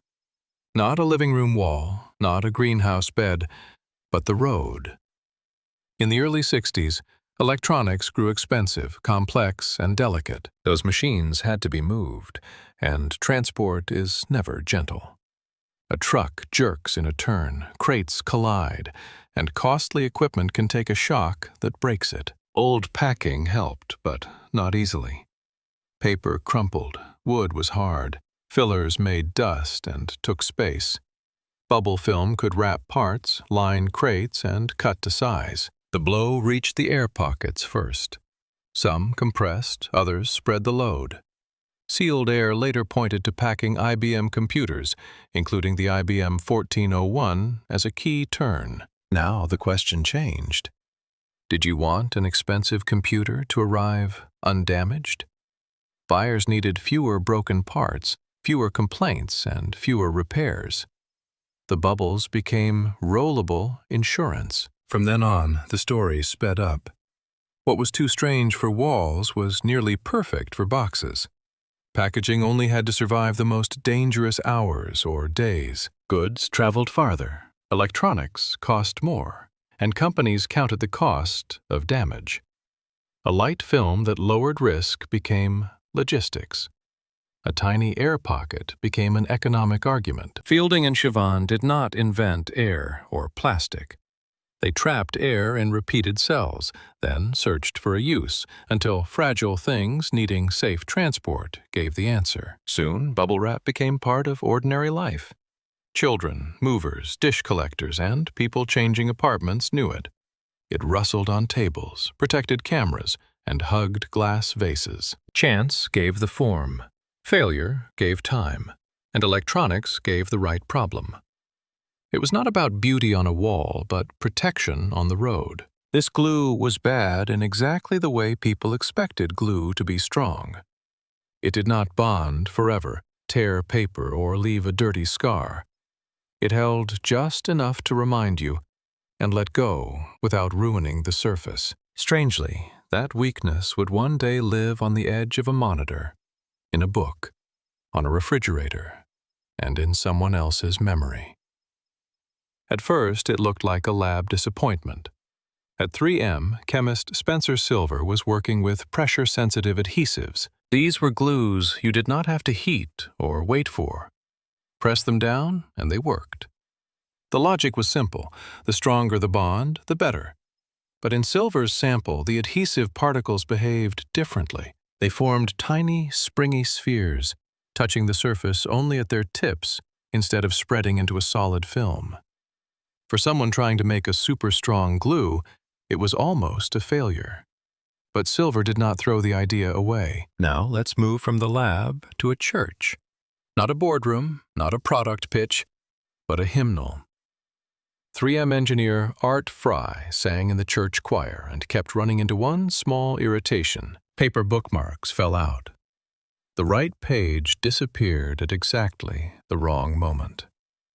Fry remembered Silver's weak glue, not a glue that could conquer metal, but one that could hold a bookmark without damaging the hymnal's thin paper. That is where the story turns. Weakness became precision. The pressure-sensitive adhesive worked like countless tiny contact points. Press the paper down, and they caught the page. Peel it away, and the bond broke softly. The surface stayed clean, and the note could be moved. Fry began thinking not just about bookmarks, but about messages you could stick exactly where they were needed. On a document, a door, a folder, a report page. It was a tiny shift, but it changed what paper could mean. A note no longer had to sit separately or be held with a clip, pin, or tape. It could become a temporary part of an object, and that temporary quality was the whole power. No asking permission from the surface, no damaging the page, just write it, stick it, see it, remove it. Let offices try it. Don't over-explain it, don't push it with ads, just put a pad on the desk. Then the quiet magic of routine began. A secretary left a message on a folder. A manager stuck a reminder on a report. No one runs down the hall with a great discovery. Instead, someone reaches for the phone, looks at a buried desk, and realizes that little yellow square is exactly where the thought belongs. When these notes reached a wider market, they didn't look revolutionary. A small pad, a modest color, a few handwritten words. But that was exactly why they slipped so easily into everyday life. On a door, it left a small human trace. I was here. I'll be back. Look at this. Later, these notes would cover meeting room walls, writers' rooms, textbooks, refrigerators, suitcases, and computer monitors. Here, reversibility won. The technology became useful because it respected the temporary. Documents weren't ruined, books weren't scarred with glue, desks didn't become sticky traps. The note left almost as quietly as it arrived. 3M let engineers hear one another's ideas inside the company. Fry brought the adhesive to his small Sunday problem, and the market believed only when people felt the convenience with their own fingers. There's a can of food on the table, and that alone is a small miracle. Meat survives the trip, soup keeps for weeks, and a ship or army convoy gets supplies that don't smell like disaster. Early canned food buyers often got a product in a package easier to open in a workshop than in a kitchen. It sounds funny, until you picture yourself standing next to one of those cans, as if it held a military secret, not dinner. And this wasn't a designer forgetting convenience. At first, the concern wasn't soup at home, it was transport. The Navy, the Army, and long roads without fresh meat. That is the paradox of Chapter 25. The can arrives as a technological promise, while the normal can opener shows up almost half a century late.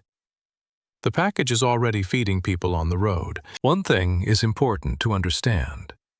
The tin can was not born as convenient packaging for a lazy dinner.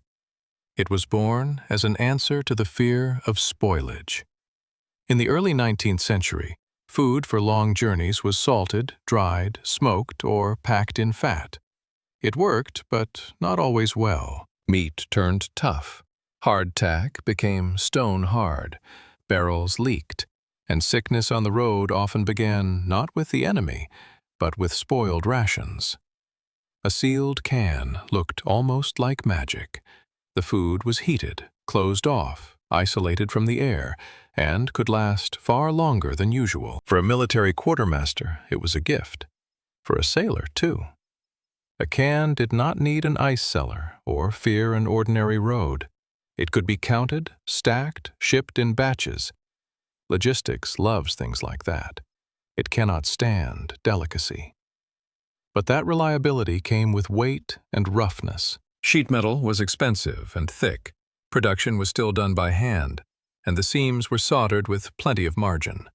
The can had to be strong before it could be cheap or pleasant. So early instructions can sound almost comical today. Cut through the lid with a chisel and hammer, or use a sturdy knife. This was not a kitchen ritual. It was a little piece of metalwork. And now a person at home sets a can on the table. He has not bought a museum curiosity, but food. There is a bowl nearby, a candle, children waiting, the fire already warming the hearth. But instead of one simple motion, the fight with the metal begins. The knife slips. The edge of the lid crumples, the blow is louder than anyone wanted, and every new strike is a reminder. The product has already become modern, but everyday life has not. The worst thing about a can like this was not only the effort. The danger hid in the moment when the lid finally gave way. The metal tore unevenly, and the edge became sharp like a bad blade. A hand reaches to lift the cut section, the can shifts slightly. The knife goes sideways. Nothing heroic. Just a cut in the kitchen because the package was stronger than the ordinary tool. Here enters a man usually remembered for one patent. In 1858, Ezra Warner received a patent for a can opener. But if you picture his tool as a charming little household gadget, that is the wrong image. Warner's early opener was more like a lever with a cutting part, made to pierce and slice the lid with more control. It helped, but it still demanded strength and caution. Curiously, tools like this may at first have been more useful to the seller than to the buyer. At the shop, a can could be opened before the sale, or in front of the customer, so the person was not sent home with a metal problem. That says a great deal about the time. Canned food was already being sold, but the culture of using it was still running after the product, out of breath. Not because anyone suddenly became kinder to the customer, but because economics and technology finally made it possible to weaken the lid without ruining the whole point of canned food. The can still protected the meal, but it no longer demanded the skills of a tinsmith. That little object did not arrive at the birth of the big idea. It came later, when that idea moved from the military warehouse to the kitchen table. Now we open cans almost without looking and forget that once, between hunger and food, stood one stubborn piece of iron. Sometimes an invention begins not with a grand idea, but with a bad taste in your mouth. A cold julep in a glass, ice tapping softly, mint sharp and fresh. And beside it, a real straw, not paper, not plastic, but a thin rye stem. It works well enough until it gets soggy, and the drink starts tasting like dry grass. A small thing, yes. But try enjoying an expensive drink when every sip reminds you of a barn. By one account, that irritation caught the attention of Marvin Stone. Stone was a Washington manufacturer and a smoker, a man who already knew how to make small paper tubes for cigarette holders. He was not in a laboratory staring at the blueprints of the future. In front of him were a glass, a bar, and a straw that was a little too real. That is the funny part. An object that would sit in cafes for decades begins with a complaint we can easily imagine. Why does my drink smell like grass? In the late 19th century, people used natural stems because straw still meant exactly that. A stem was dried, trimmed, and set beside the glass. Simple, cheap, obvious. But simplicity had an unpleasant side. Rye straws could crumble, change the taste, lose their shape, and look less than clean at a busy bar. Not a tragedy, but doubt had appeared. Stone was no random dreamer with paper in his pocket. He made paper mouthpieces and knew paper could become a tube. It was no tragedy, but the doubt was there. Stone was not some random dreamer with a scrap of paper. He made paper cigarette holders and knew that a thin strip of paper could become a straight tube if it was wound carefully enough. The first experiment is wonderfully simple. Take a strip of paper, take a pencil, wind the paper around it in a spiral, glue the edge, and pull the pencil out. What remains is a tube. Not perfect yet, but no longer a stem. A person just sips through a straw, unaware of paper, glue, spiral, coating, and hole size. The new object promised not luxury, but cleanliness. Making one straw at a table was easy. Selling thousands was different. Stone needed each paper straw straight, strong, cheap, and better than rye. Winding paper on a pencil proved the idea, but bars needed identical straws. Stone's 1888 patent was about plain geometry, spiral paper, overlapping layers. The tube could be cut evenly and coated with paraffin. A machine repeated the hand's motion, stripped forward, around a rod, glued into a long tube. Boxes sat on the table. For cafe owners, it became a useful product. Order, store, hand out, then discard. Disposable meant clean, not yet wasteful. In a busy city bar, that mattered. Early ads sold comfort and calm, pure taste, fresh straw, modern bar, and the sign of respectability. The climax was quiet. A bartender placed a thin paper straw by a glass. The customer sipped mint, sugar, cold, and strength, but no hay. That was the revolution. Absence. The straw worked because it did not interfere. Soon it appeared in bars and soda fountains without needing explanation. People took it, used it, threw it away. Everyday life changed through new disgust. Yesterday, rye seemed normal. Today, it looked suspicious. Later, people compared it with plastic and complained paper got soggy. But at first, it was an improvement. Cleaner, tasteless, and fit for mass production, for a mass-market city. Out of one man's irritation came something people stopped noticing, which may be the highest success a household invention can reach. It sits beside the glass, silent, The next small thing also begins almost invisibly, but this time it changes not a drink, but how people learned to trust an object in their hands. At first, it was not a neat little patch from a box. It was a long strip of adhesive tape, prepared on a table in advance, like some odd homemade supply beside a knife and a jar of flour. Pieces of gauze lay along it at even intervals, covered with cloth so the glue would not stick too soon. The idea was simple, almost touching. If a woman cut her finger in the kitchen again, she could cover the wound with one hand. That awkward scene is where chapter 27 begins. Not in a laboratory, not in a hospital, not in a store display. In a kitchen, where a tiny cut could turn into a small operation every time. You had to find a bandage, cut the gauze, hold it on your finger, wrap something over it, avoid smearing blood everywhere, and not drop the scissors. And if the cut was on your working hand, the whole task suddenly became almost funny. Funny, that is, until it was your hand. In the early 1920s, the American kitchen was a place where cleanliness was being talked about more and more. But everyday life still drew blood easily. Sharp knives, tin lids, hot pots, graters, the stove, glass. Housework looked peaceful only from the outside. According to the familiar version, young Josephine Dixon often cut and burned herself while cooking. Her husband, Earl Dixon, worked at Johnson & Johnson, where he handled surgical dressings. And this is where ordinary care turns into a technical idea. He does not invent new medicine. He simply notices that the old kind is too slow for the kitchen in 1920. And they were not quite the Band-Aids we know today. The early strips were longer and had to be cut. The product was still learning how to be convenient. This is where the story gets uneasy, because we see the cost of making something feel normal.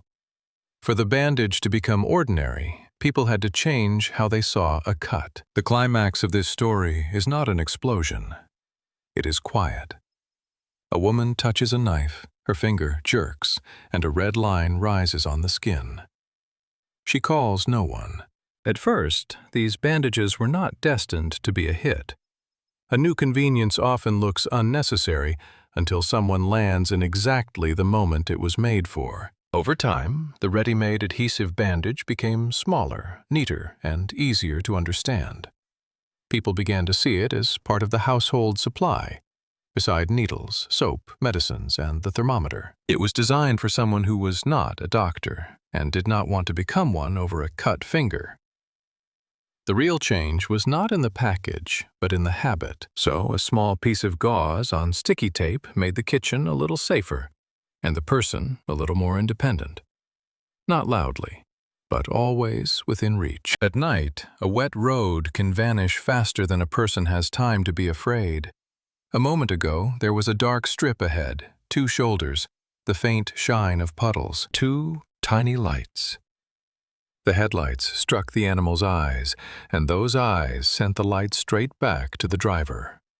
Nothing dramatic, no laboratory, just a dark road answering for 1 second. Early drivers moved faster than carts, but slower than our modern expectation of safety. They could already pick up speed, but the road had not yet learned to speak to them at night. On a wet one, he saw reflections, deceptive patches, and a pale blur across the windshield. The mistake was simple. Take a bend slightly wrong, find the center slightly too late, and the car was already going where it should not. It matters to understand what a night road was like before the reflectors we take for granted. Today, we drive by lanes, signs, streetlights, glowing markers, and navigation. Back then, a driver often held on not to rules, but to guesswork. Percy Shaw was from Halifax, a place of hills, damp weather, and roads that did not forgive overconfidence. He worked on roads, saw the surface not like a postcard, but from below, in the mud, with a shovel and a bill for materials. That kind of person sees the problem differently. He does not ask how to beautifully light an entire country. He asks what can be built into the road so it can survive rain, wheels, and mud. And this is where the strange simplicity of the idea appears. You do not have to make the road glow by itself. You do not have to run electricity to every bend. You only have to catch the light the driver already has and send it back. A headlamp sends a beam forward. A small reflector receives it at a slight angle. Inside, the glass elements turn the light almost back to where it came from. That is retroreflection, though without the technical word it is even clearer. The road winks at the person looking at it. An ordinary mirror does not help like that. It may throw the beam sideways, upward, into a wet wall, anywhere. A retroreflector is cleverer. It does not merely reflect, it returns. So the driver sees a point on the road, even when everything around it is dark, wet, and dirty. The little eye does not light up the world. It marks the way. But inventing a glowing point is one thing.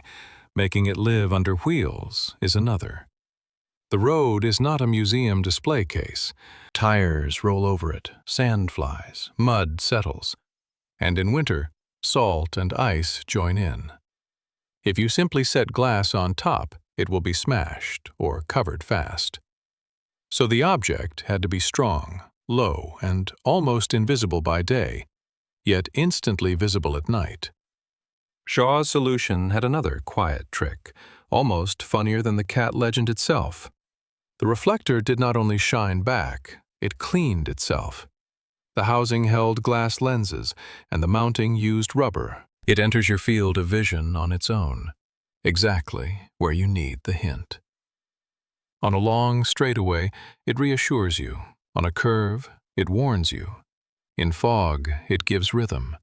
On wet pavement, it separates the road from the black emptiness beside it. Over time, these reflectors became part of Britain's road memory.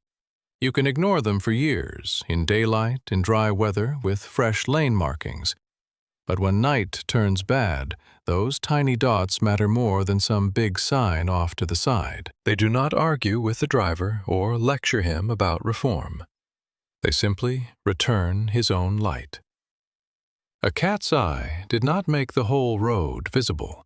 It made the line of decision visible at the worst possible moment. On the kitchen table lies a school notebook.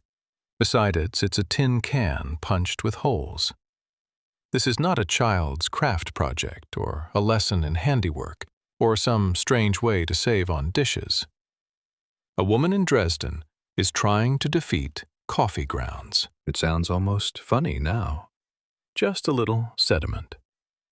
But hold that picture, a porcelain cup, dark coffee, tiny grains at your lips, and a metal strainer that is supposed to help, yet lets the fine, dirty suspension slip through. You drink something hot, and at the end, you get a sandy bitterness. Then you wash the strainer, scrape the coffee pot, and clean out the sticky residue. That coffee was not a mistake. That was how many people drank it. They brewed it, strained it through cloth or metal, put up with the sediment, argued about strength, and got used to the bitterness. Tradition often survives not because everyone is happy, but because no one has found an easier way. Melita Bentz, a Dresden housewife, did not begin with some grand plan. There was no white coat, no laboratory bench, no precise drawing. There was a morning, a family, dishes, and the feeling that this small annoyance could be removed. Not a whole life remade, just one cup of coffee. And then comes the school blotting paper, the kind children used to soak up ink so the page would not smear. Paper could absorb the excess and still let liquid pass through. If it were shaped and placed between the coffee and the cup, maybe it could hold back the grounds better than metal. A simple thought, almost too simple to notice. But before the paper filter, the problem was not only taste. No sieve to scrape out, no cloth to rinse. The coffee pot builds up less of that dark crust, and here a household idea becomes technical. Paper density, hole placement, support, water flow. Suddenly, the kitchen is a tiny test workshop. The most interesting part is not that the filter worked. It's that it worked well enough to make you want to repeat it. One good breakfast is not an invention yet. But in 1908, Melita Bentz applied to protect her solution. Sources usually remember Dresden, the tin can, and blotting paper taken from school supplies. The early details may have been retold in different ways, but the main point holds. This did not come down from a big factory. It grew out of household irritation. Then came a different kind of work. Inventing it was not enough.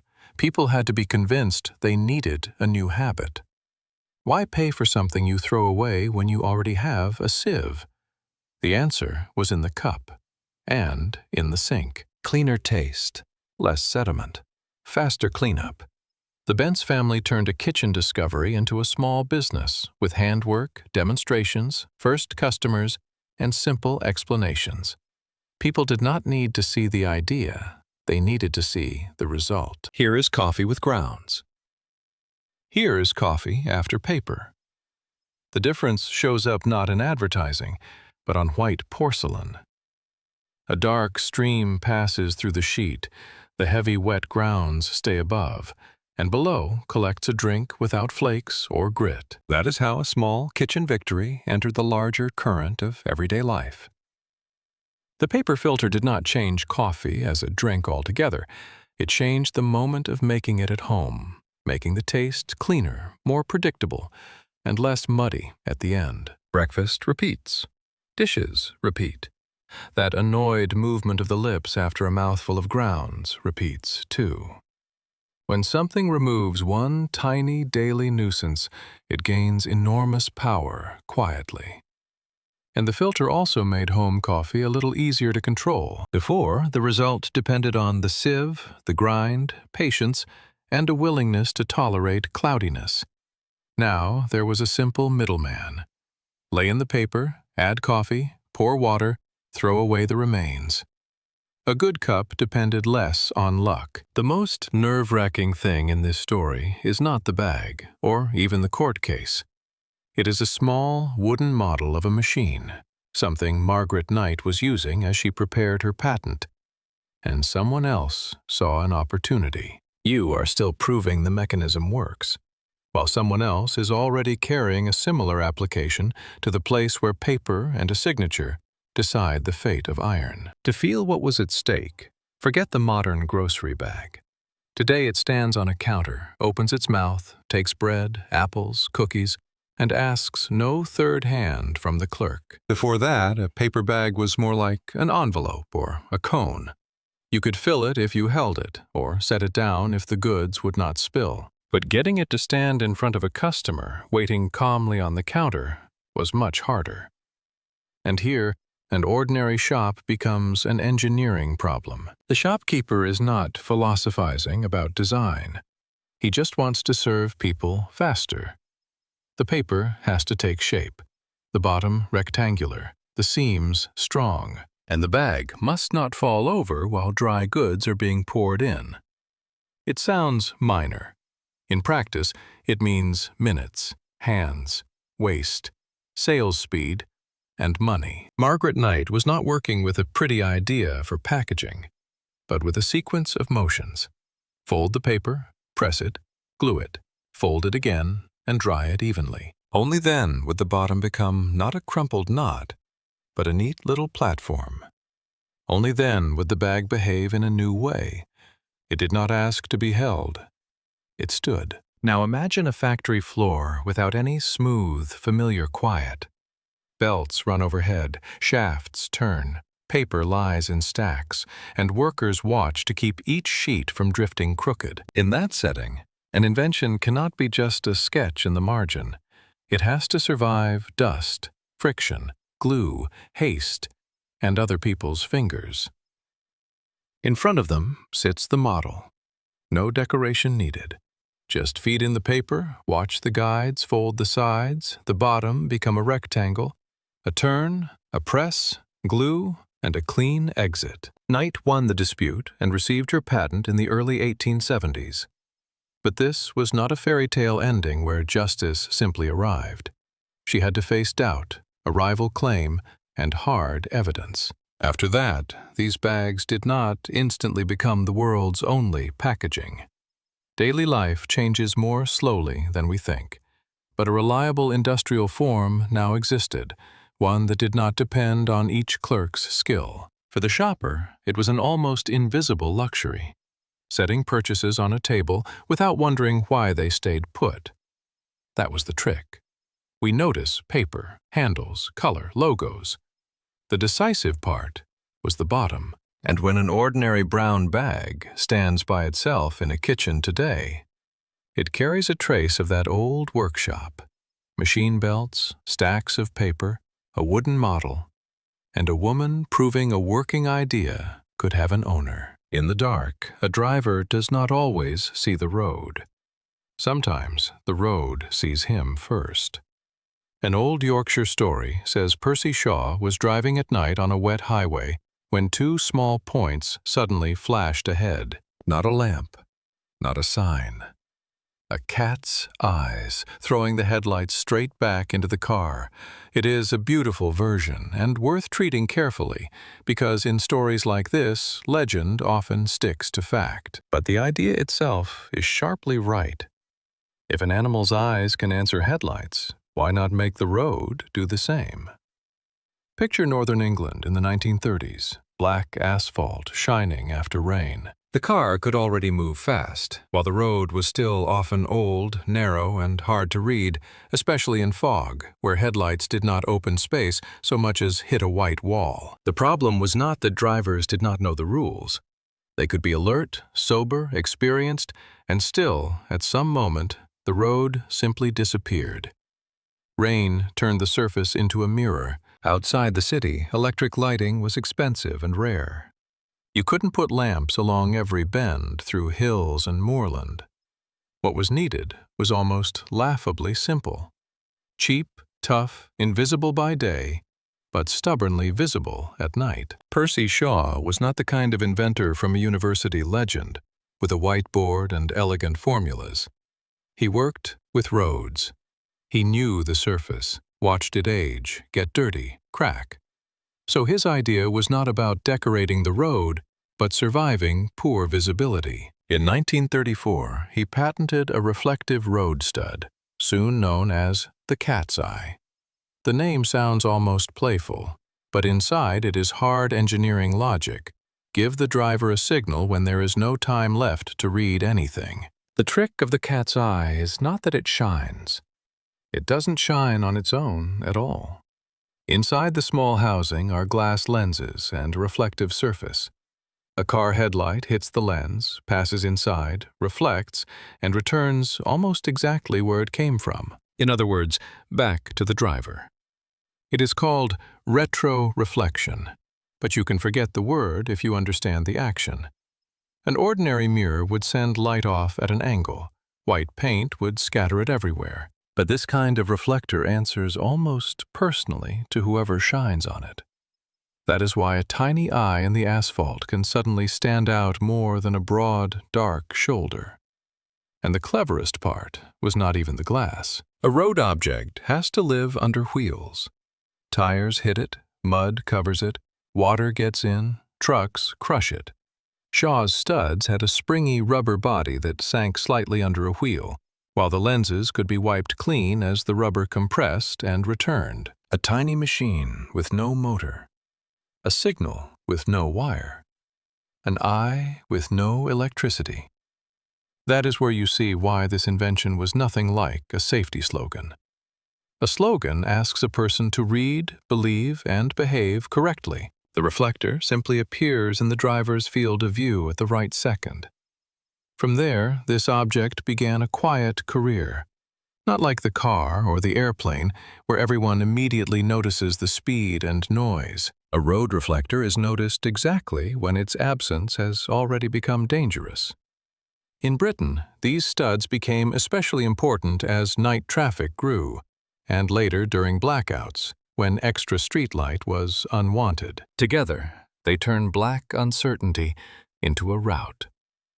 That is why the cat's eye mattered more than many warnings. It did not plead for careful driving. It simply showed where the road was. Sometimes an invention begins not with a grand plan, but with an awkward debt. A man sits at a table, turning a piece of wire in his fingers, thinking about quick money. According to the familiar version, that was how Walter Hunt arrived at the safety pin. Not in a white-coated laboratory, but in an ordinary workshop, with scraps of metal, paper, ink, and things waiting to be fixed. But the strange part is not the debt. Debts are forgotten. The little steel loop remained. It outlived waistcoats, corsets, baby clothes, travel trunks, and countless mornings when clothing failed at the worst moment. Before it, a pin was useful but temperamental. The sharp point held fabric together, then just as easily caught skin, scratched a child, slipped from a fold, or disappeared into the laundry. Just hold that picture for a moment. Mid-19th century New York. Carpentry noise to the wall, and fabric constantly needing to be hemmed, pinned, repaired, and gathered. Clothing was not disposable. It was altered, darned, taken apart, and sewn back together. And almost every one of those gestures required a temporary fastening. An ordinary straight pin solved only half the problem. It held. But it also threatened. Hunt was certainly not the only person who wanted to tame the point.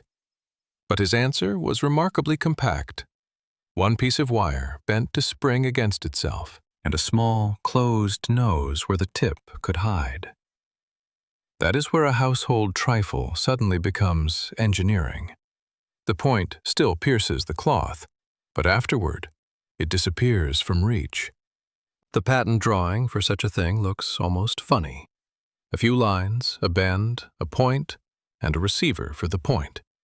Nothing monumental. But in 1849, those lines mattered. According to the most popular biographical version, he needed money, and sold the rights for a sum that would later seem almost insulting, often quoted as $400. For someone facing an urgent debt, that was not nothing. For an object that would enter every home, it was almost nothing. But the real point is different. In the 19th century, an idea alone rarely fed anyone for long. You needed production, sales, metal, machines, packaging, merchants, and repeatability. The safety pin won because it could be made in batches. The strongest moment in this story is not where Hunt receives the patent. It is quieter. Someone fastening a child's clothes in the morning, without leaving a needle exposed. Someone on the road pins together the torn edge of a shirt. Someone repairs a dress, not forever, just for the next few hours. And that is enough. A finger-sized object does not change the whole wardrobe. It changes the level of calm. The safety pin mattered most wherever fabric lived in motion. Crawling children, work shirts, temporary folds and fastenings. So, a small debt, a patent paper, and one clever bend of wire became an object no one notices until it is needed. The safety pin did not defeat the point. It taught it to hide. The strangest power in the bathroom is hidden not in the faucet and not in the lock on the door. It is in a thin, dotted line. You pull the paper, and your hand stops exactly where it was told to stop more than 100 years ago. One tug, one sheet, almost no choice at all. Now take that line away, and the roll becomes a different object. No longer an obedient helper, but a white ribbon that tears however it wants. A white ribbon that tears any which way, wrinkles in your hand, comes off in a piece that is far too long, or snaps into an annoyingly tiny scrap. Before the familiar tear line, toilet paper was not yet the quiet standard we know today.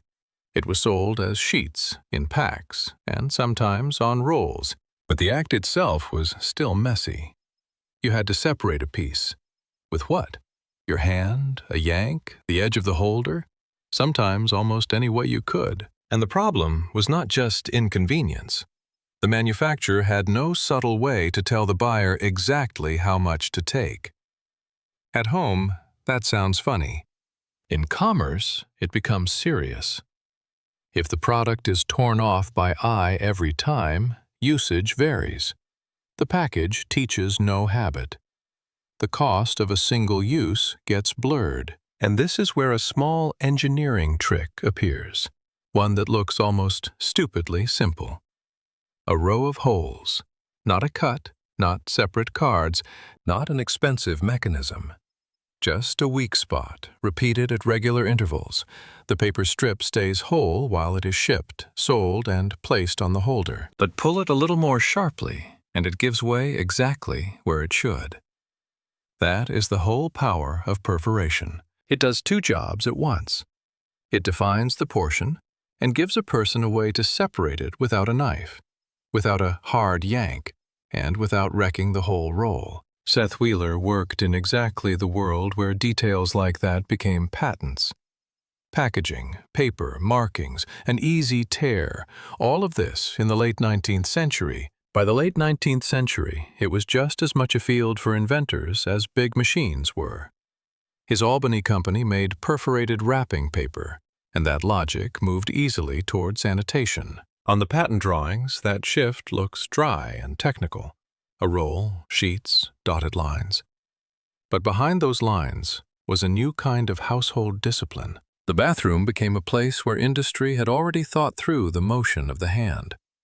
Not with a blunt command, just by preparing the easiest path. A foodkin sits on the table, acting less like packaging than a small safe. No fingernail can pry it open, no lid can twist off, and a kitchen knife looks weak beside it. For decades, people bought food in cans they had to break into. Picture a dark, mid-19th century pantry, a heavy table, dim kerosene light, a thick tin can, and a knife, chisel, or bayonet. Today, a can seems like something almost asking to be opened in one motion. We even get annoyed when the pull tab breaks off. Back then, the idea was different. The can was not a friendly little kitchen object. It was a sturdy shell for long storage, built to survive travel, dampness, jolts, warehouses, ships, and army wagons. So a troubling question appears. Why did the product become useful, almost strategic, before its tool arrived? Early cans served armies, navies, and supply officers, not housewives. Rough methods were accepted. Early cans used thicker metal than today's thin tin plate. Seams were rough, lids tight. Sheets were soldered, fitted, and sealed for the journey. Safe storage mattered more than easy handling. The can survived roads, mice, water, and tearing without barrels or sacks. Inside was meat, soup, or vegetables. But before a person, that strength became trouble. People stabbed, pried, hammered, even used bayonets. It looked less like cooking than fixing something stubborn. Metal squealed, bent, then tore into sharp teeth. Early canned food was costly and not truly domestic. It proved itself where fresh food spoiled fast. On a ship, on campaign, in a garrison, on an expedition. Just getting food far from any market was a victory. But home has different rules. In a kitchen, inconvenience is not forgiven forever. And then, almost half a century after canned food began to enter circulation, someone asked a very simple question. What if you did not break the can, but guided a blade around it? Ezra Warner's 1858 U.S. patent was not the cute kitchen drawer object we imagine today. It was more like a tool with attitude, a sharp blade, a lever, and a stop that caught the rim. The point was to give the hand an advantage. The stop held the tool in place, the blade entered the lid, and the lever helped drive the cut forward. Still, it did not become instantly domestic. Early openers were bulky and dangerous, more likely found with a cellar, in a storeroom, a shop, or military supply. But the idea had changed. A can now deserved its own way of opening. That small turn mattered. With the right tool, an object moves from the world of specialists into the world of ordinary people. The delay was hidden there. Cans had solved storage before they solved irritation. The tensest second in this story is not on a battlefield or a ship, but on a kitchen table. The stop meets the rim. Pressure comes down, and the metal gives a short crunch. The blade enters the lid. The hand moves on, no longer blindly, but along a path. The can still resists, yet this is no longer a fight. It is a job. That is why Chapter 34 feels almost funny from today's view. People learned to preserve meat and soup in metal, ship it across seas, supply armies, and still struggled to open dinner. Before the familiar crimped cap, a soda bottle was less a product than a small gamble. You might pay for fizz, bring it home, open it, and hear almost nothing. By the late 19th century, that little cap decided whether the drink arrived alive. Not the recipe, not the sign, not the syrup's color, but the thin border between glass and air. Picture a soda counter or a shelf of pharmacy drinks. Glass bottles lined up with carbon dioxide sparkling inside. The seller knew the ugly truth. The more gas in the drink, the harder it fought to get out. It pressed against the cork from inside, searched for any gap, and worked against the merchant all the way from filling to buyer. Older answers seemed sensible. Corks, wire, complicated stoppers, even marble-sealed bottles. In 1890s Baltimore, this problem landed on William Painter's workbench. No grand gesture is needed here. Just a hand, a bottle mouth, a thin metal disc, and one question. How do you make a cheap part hold like an expensive one? Painter proposed the cap, later recognized by its crimped edge. Its idea was almost crude, and that was its strength. You take a thin metal disc, place a soft liner inside, often cork in those days, set it over the bottle's lip, and press the edge down so the teeth grip the glass. The key is this. The metal itself doesn't have to be perfectly airtight. It provides shape and force. The seal comes from the liner, squeezed against the glass as pressure pushes upward from inside. And the harder the gas tries to escape, the clearer the partnership becomes. The rigid, crimped edge holds the cap, while the soft liner fills the tiny, uneven places in the glass. That was the quiet beauty of it. No screwing, tying, returning some elaborate stopper, or trusting the mood of cork. A brass or steel press dropped, the crown crunched on, and the bottle was sealed. One short motion replaced a little craft ritual. Painter's patent for this closure is tied to 1892, and his Baltimore company became part of the future cap and packaging industry. For the customer, it looked like a small thing. Open it, hear the hiss. For the maker, it proved the product had survived the trip. Yes, you still needed an opener, but a sealed crown showed the bottle had not been opened along the way. After that, drinks changed in more than just the sound they made when opened. The whole logic of selling changed. Before, a carbonated drink was tied to a place, to a counter, to someone mixing syrup and water right in front of you. The bottle extended the distance. The cap made that distance safer. For the factory, it created a clear rhythm. Fill it, cap it, crimp it, ship it. For the buyer, it became a small ritual the fingers still recognize. The metal catches, the opener lifts the edge, the cap bends, and a short hiss says there is still pressure inside. Of course, the crown cap did not solve everything. Bottles still broke, drinks still spoiled, production still demanded cleanliness, and materials kept changing. Cork liners were later pushed aside by other inserts. But the core principle held. A hard shell, a soft seal, and pressure crimped all the way around. That is why bottled soda depended on more than sweet syrup and a pretty label. It depended on a cheap metal crown that could be stamped again and again. A disc of metal, a liner, and the precise push of a press. The little cap did not invent the bubbles, it delivered them to us. At night, a wet road can disappear. Not darken, not hide around a bend, but vanish under the headlights, as if black glass had been poured in front of the car.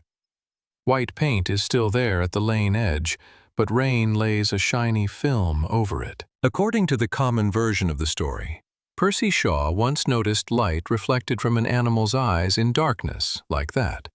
People often say it was a cat. Maybe it was. But the more important part is the question it left behind.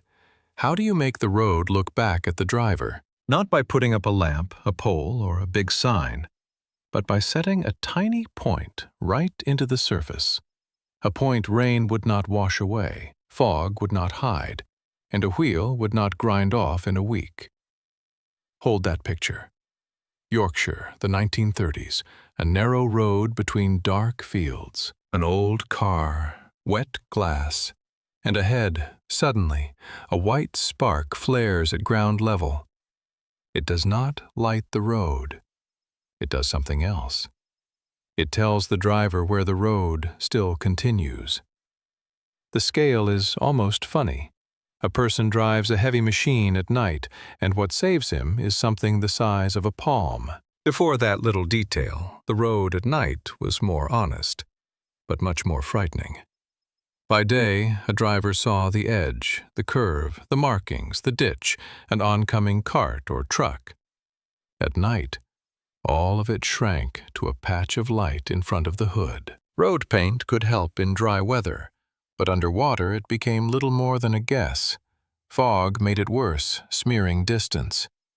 In moments like that, people drive by memory, not by the road. And on a road, the word probably can be expensive. Percy Shaw lived and worked around Halifax, in West Yorkshire, where narrow roads, hills, and damp weather were nothing unusual. He needed a marker that appeared only when it was needed. No electricity, no wires, no person with a lantern, just instant proof. The line is here, the bend is here, the edge is here. The trick is called retroreflection, though you can forget the word almost immediately. What matters is how the light moves. A normal mirror throws a beam away, like a ball off a wall. But a cat's eye is smarter. Its glass elements send the light almost back to the source, toward the car and the driver's eyes. It looks bright from far away, yet it emits nothing. It returns. But without a proper housing, the idea would have died on the first road. Shaw's real strength was making the reflector part of the roadway. Cast iron, rubber, and paired glass reflectors. When a wheel rolled over it, the rubber dipped slightly, helping wipe dirt and water from the glass. In 1934, Shaw patented the idea and soon began making reflective road studs in Halifax. Then came the war, and night roads lost even more clues. During Britain's blackout, light was hidden, so cities and transport were harder to see from the air. For drivers, every turn grew tenser. Here, the road reflector proved especially useful. It did not need a roadside lamp or fight the blackout. It answered only the narrow beam of headlights, giving the road a quiet rhythm. One point, then the next, then another. Drivers followed small confirmations instead of searching for the whole road at once. It did not make night safe by magic, but it gave the road a way to answer with a single white dot. That's why the animal eyes legend is easy to remember, while the real detail stays under the wheels, unnoticed. Cast iron, rubber, glass, wet asphalt. Sometimes safety begins like that. In a dark pantry sits an ordinary glass jar. Not silver, not a machine, not a weapon. Just a jar with a metal lid. But look closely at the neck, and you'll find a tiny spiral path, a thread. A family might spend all day peeling fruit, boiling syrup, watching pots. Then, weeks later, open a vessel to a sour smell, mold, or something worse. That's where the anxiety begins. Not in a factory, but in the kitchen. The mistake could look almost exactly like success. A jar might sit there, quiet and beautiful, while spoilage was already underway inside. So, in the mid-19th century, reliable containers meant peace of mind for winter. The idea was to put the thread right on the glass neck. In 1858, tinsmith John Landis Mason patented a fruit jar with a threaded mouth and a screw-on lid. Modest, even boring. To understand the power of that jar, picture a summer kitchen without the romance. The room is hot from the stove. Wet fruit, knives, towels, and a pot of boiling water crowd the table. Heat killed most of the living things inside the food. Then you had to keep new ones out. Here the lid stopped being decoration and became a lock. The threaded neck gave you a clear motion. The jar began to behave predictably. And in a kitchen, predictability can matter more than speed. Early lids could be metal, often tin-plated, with a rubber ring helping hold the seal. The real breakthrough wasn't one successful jar. It was repetition. If the neck had a clear standard, the lid could be replaced. And if the lid could be replaced, the jar didn't die after one season. Now comes the strange part. The thing that became almost a generic name for a jar did not make its inventor rich for life. John Landis Mason created a powerful detail, but the market was faster and harder. Mason didn't invent the idea of keeping food in glass. He found the system's weak point, the neck. Add threads, and the lid has something to grip. The lid settles into place. There's nothing flashy in that motion, but it has one rare quality. You instantly know what to do. Then the object begins a life without its maker. By some accounts, Mason later lived less comfortably than you might expect for a man whose name remained on millions of jars. Housewives got reliable shelves. Manufacturers got a market. The strongest image here isn't the patent office or a store. It's a pantry in late fall.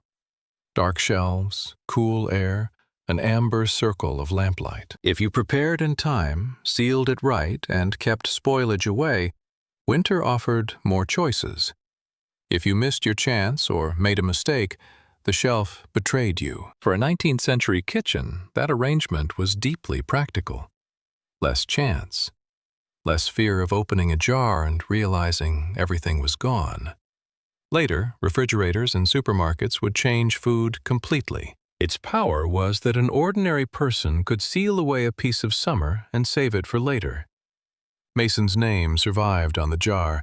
The small thread outlived the maker. In the dark, sometimes 2 white dots are enough to keep a person from leaving the road. Not a lamp, not a sign. Just 2 tiny flashes returning a driver's own light. The car stays on the road, and a strange thought appears. If an animal's eyes can send light back, why can't the road do the same? Beautiful, yes, but the night matters more. Narrow lanes, bends without generous lighting, edges dissolving into damp. White lines weren't everywhere, and in rain, they quickly became a pale guess. A truck driver saw only wet asphalt ahead. He strains his eyes, searching for the road's edge, the center, any sign the wheels are still on course. Then, a tiny point below answers him. I'm here.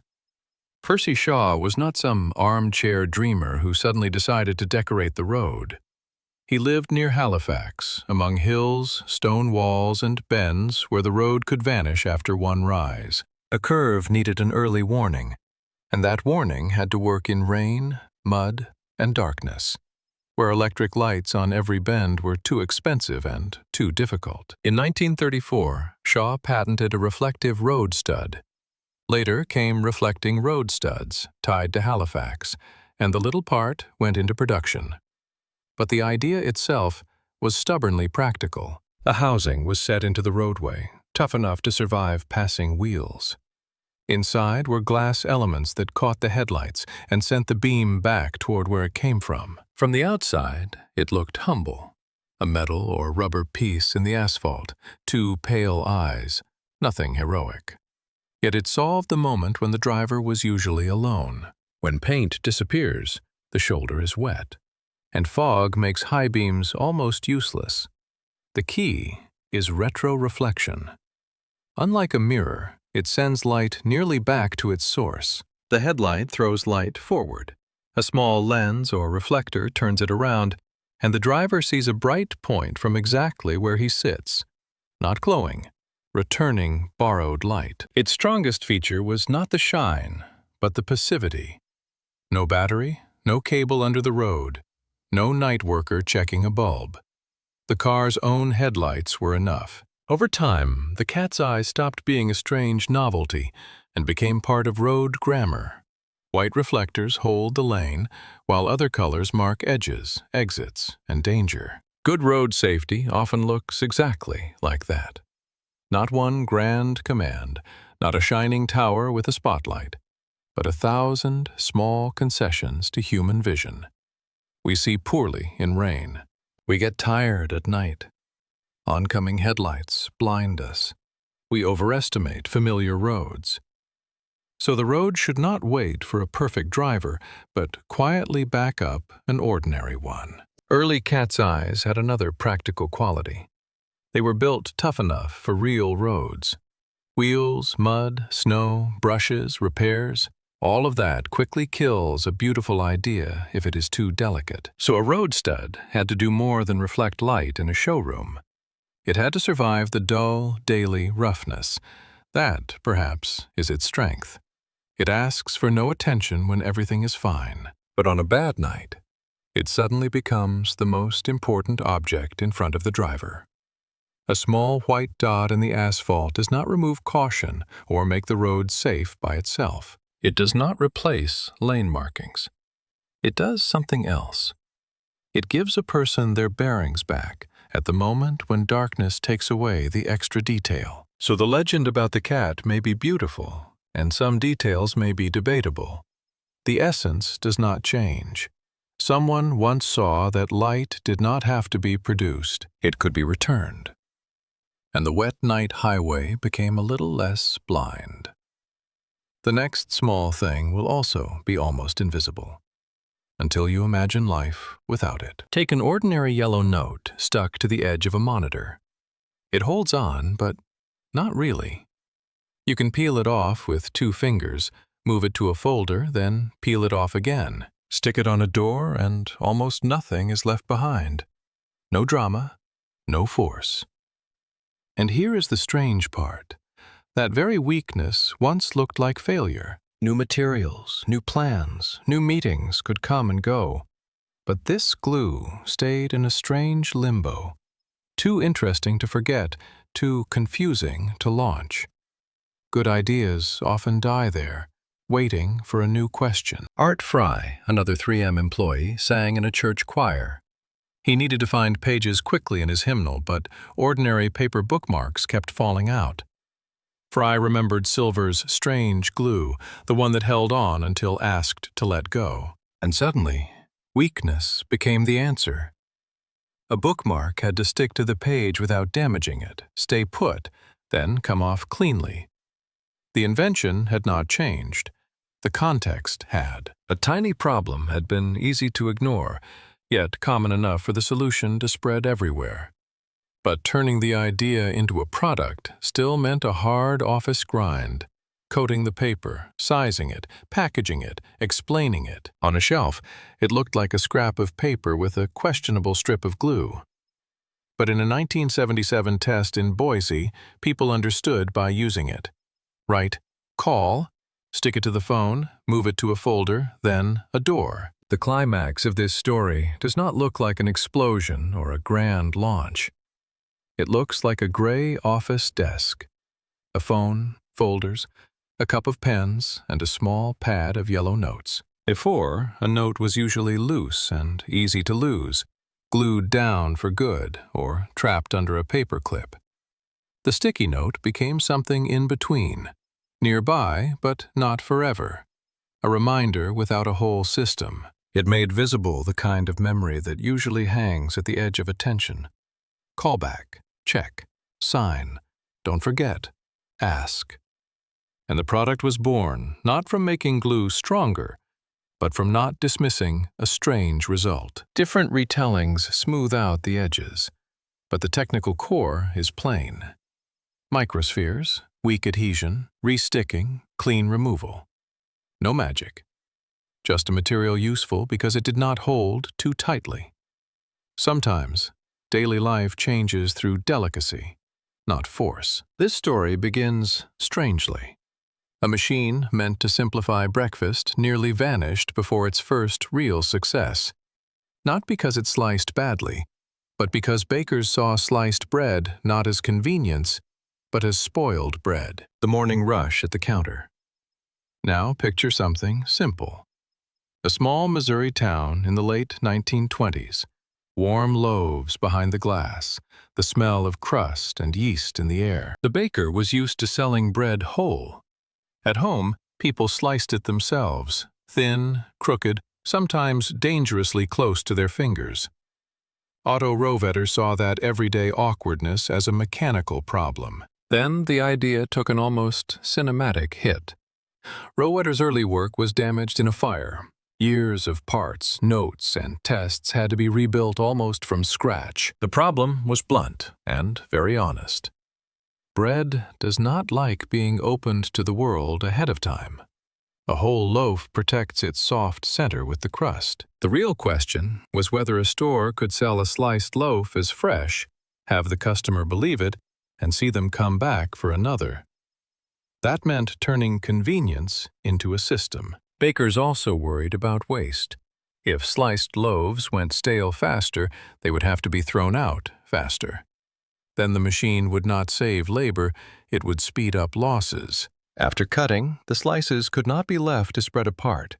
They had to stay in the shape of a loaf, then be wrapped quickly, neatly, and tightly enough to slow the air. The breakthrough came not in a capital city or a giant factory, but in Chillicothe, Missouri, where a local bakery finally decided to put the machine to work. The loaf went into a metal machine, rows of blades came down, and the soft bread compressed for a second before emerging as clean, even slices, ready to be gathered and wrapped. That was the real miracle.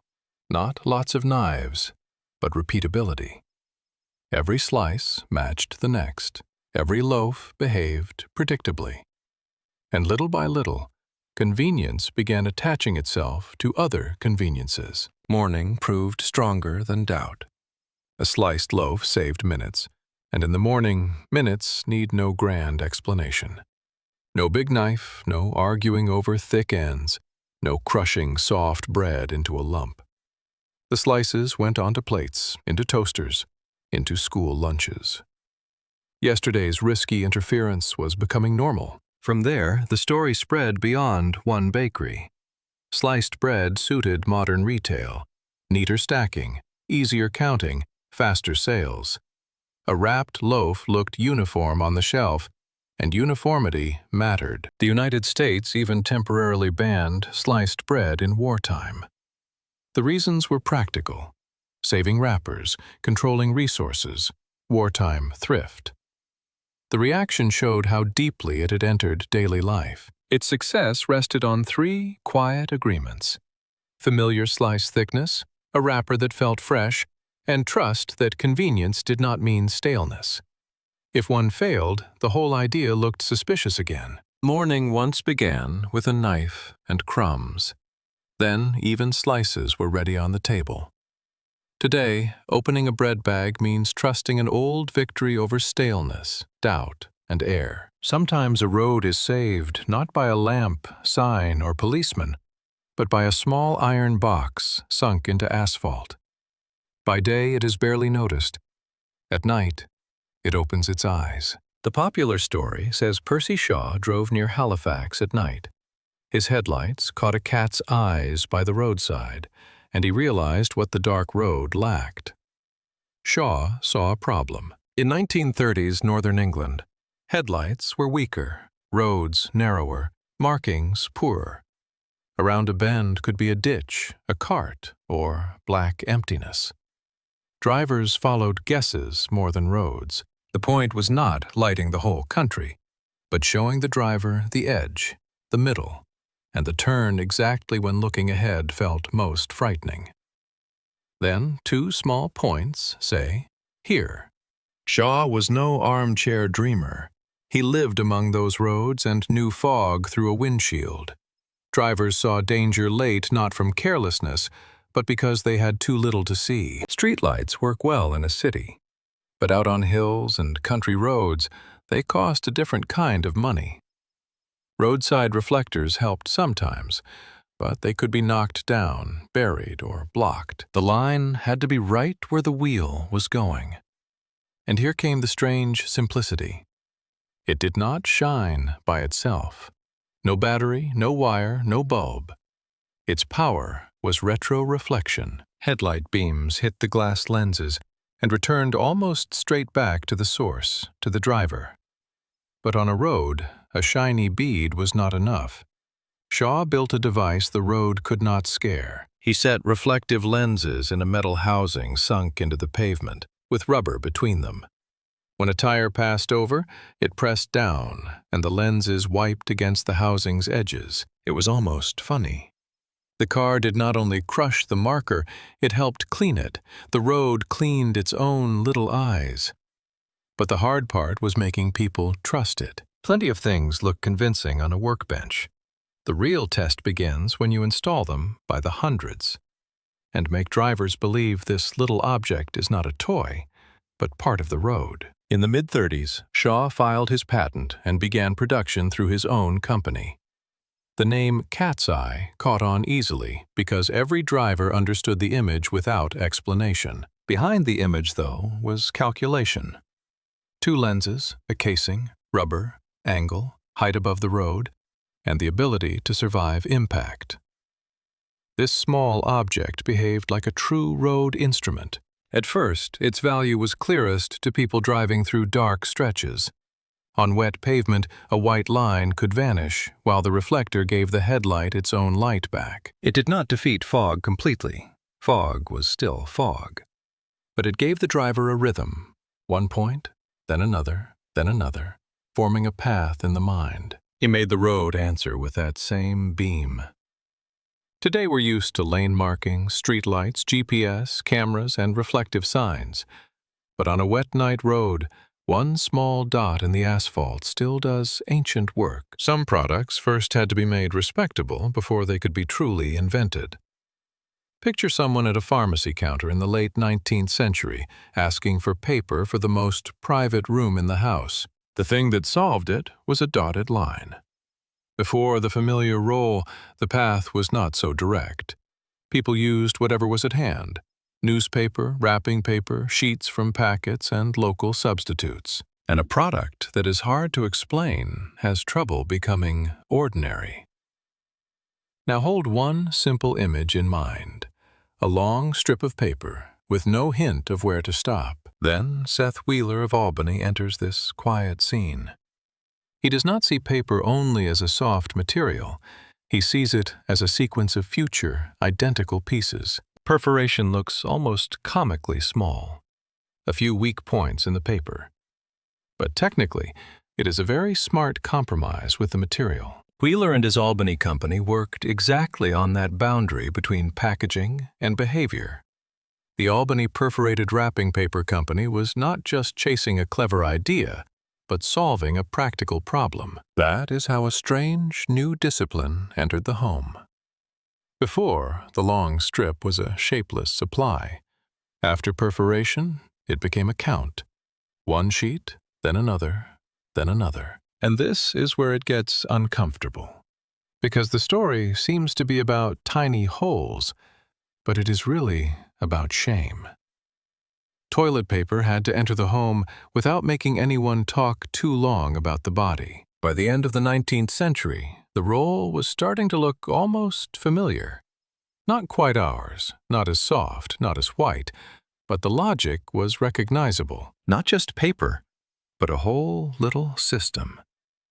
And here is that system's quiet climax.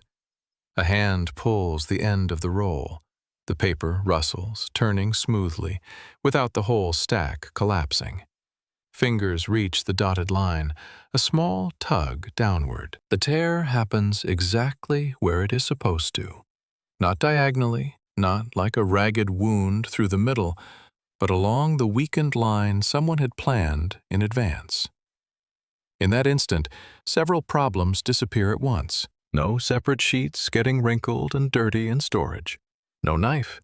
No guessing the size by eye. And most important, no giving the process more attention than it deserves. A good household invention often works this way. It does not demand admiration. It simply removes one extra second of awkwardness. For stores, this was a change too. The roll could sit beside other neat goods, be packaged, counted, shipped in boxes, and handed to a customer without a long conversation. Early toilet paper advertising often balanced between usefulness, cleanliness, and delicacy. Being too direct was risky. Being too vague was useless. Perforation helped pass between those extremes, a silent instruction, printed not in ink, but in holes. We tend to think a mass-market product wins through price, quality, or a famous name. Often it does. But sometimes it needs something else. A predictable movement of the hand. Toilet paper became ordinary, not only because it was produced, packaged, and sold. It became ordinary because people could use it without a tiny daily argument with the material. Perforation gave the paper a rhythm. It turned a supply into portions and the roll into a sequence of clear actions. For sanitary life, that mattered. The less awkwardness around hygiene, the easier a new standard is to accept. You do not have to explain a complicated procedure to children or guests. You do not need a pile of loose sheets nearby. You do not have to pretend the product does not exist. It simply hangs on the holder and behaves predictably. Of course, one dotted line did not build the modern bathroom. There were sewers, plumbing, urban sanitation, new ideas about cleanliness, industrial paper, and retail networks. But this tiny detail connected big changes to the daily motion of fingers. And that is not a funny little inconvenience. In a home where things are mended, fastened, folded, and pinned every day, a pricked finger stops feeling minor fast. By the mid-19th century, New York already loved speed. But housework was still done by hand. Fabric had to be held, hems pinned, children's clothes secured safely. Hunt had all kinds of inventions, from mechanisms to household devices. And behind them was one way of thinking. If an action annoys people, there is a better form hidden inside it, but hope makes a poor fastener. Hunt makes a move that looks almost childlike. He takes one piece of wire and makes it play several roles at once. What matters here is not the legend of a sudden evening flash, but engineering economy. Fewer parts mean cheaper production. A clearer motion means fewer mistakes. Seen up close, the safety pin looks like a tiny blueprint of common sense. On one side is a coil, not decoration, but a spring made from the same wire. The point no longer sticks out after the job is done. It is locked away, and the fabric is held. The beauty of the shape is that it barely needs explaining. Think of Hunt's workshop not as a scene of dramatic revelation, but as a quiet test. The wire bends. The point enters the guarded slot. Fingers let go. The spring holds. Behind that dry wording was a very simple victory. At last, a fastener no longer demanded special caution every minute. Then comes the part that leaves the story slightly bitter. After that, this object begins a life most famous inventions never get. The safety pin needs no special room, no master craftsman, no special occasion. When an object is cheap, it stops being an event. You can lose it without going broke, lend it to a neighbor, take it on the road, make a temporary repair. And sometimes the temporary lasts longer than the promised permanent. The form was so successful that time found almost nothing to fix. One piece of wire, a spring bend, a point, and a clasp. That clasp hides the pain. A century and a half passes, and the motion of the fingers barely changes. Walter Hunt never became as rich from this form as he might have. Before the door closer, a door was not just an object. It was a duty. Someone had to remember it every minute because one careless exit left the heavy door standing open. We are used to the door taking that final step by itself. without slamming or asking for attention. But in late 19th century American cities, the ordinary door suddenly became a technical problem. In an office, messengers, clients, and clerks pushed through with papers. In an apartment building, tenants left it open while carrying coal, baskets, and wet umbrellas. Every passage demanded one small gesture. Forget that gesture, and the building began to lose heat, quiet, and security. The door either hung open or slammed so hard that everyone inside flinched. This is where the little box above the frame enters the picture. Not a grand hero, not a wheeled machine, not an electrical marvel. Just a spring, a lever, and a brake. Lewis Norton was working not with a beautiful idea, but with a stubborn motion. The door had to close, but not strike, return quickly, but not too sharply. A spring alone could make a door close itself, but crudely. The more widely it opened, the harder it flew back, shaking the glass and giving the hinges one more blow. So the door moves calmly. Firm at first, then quieter.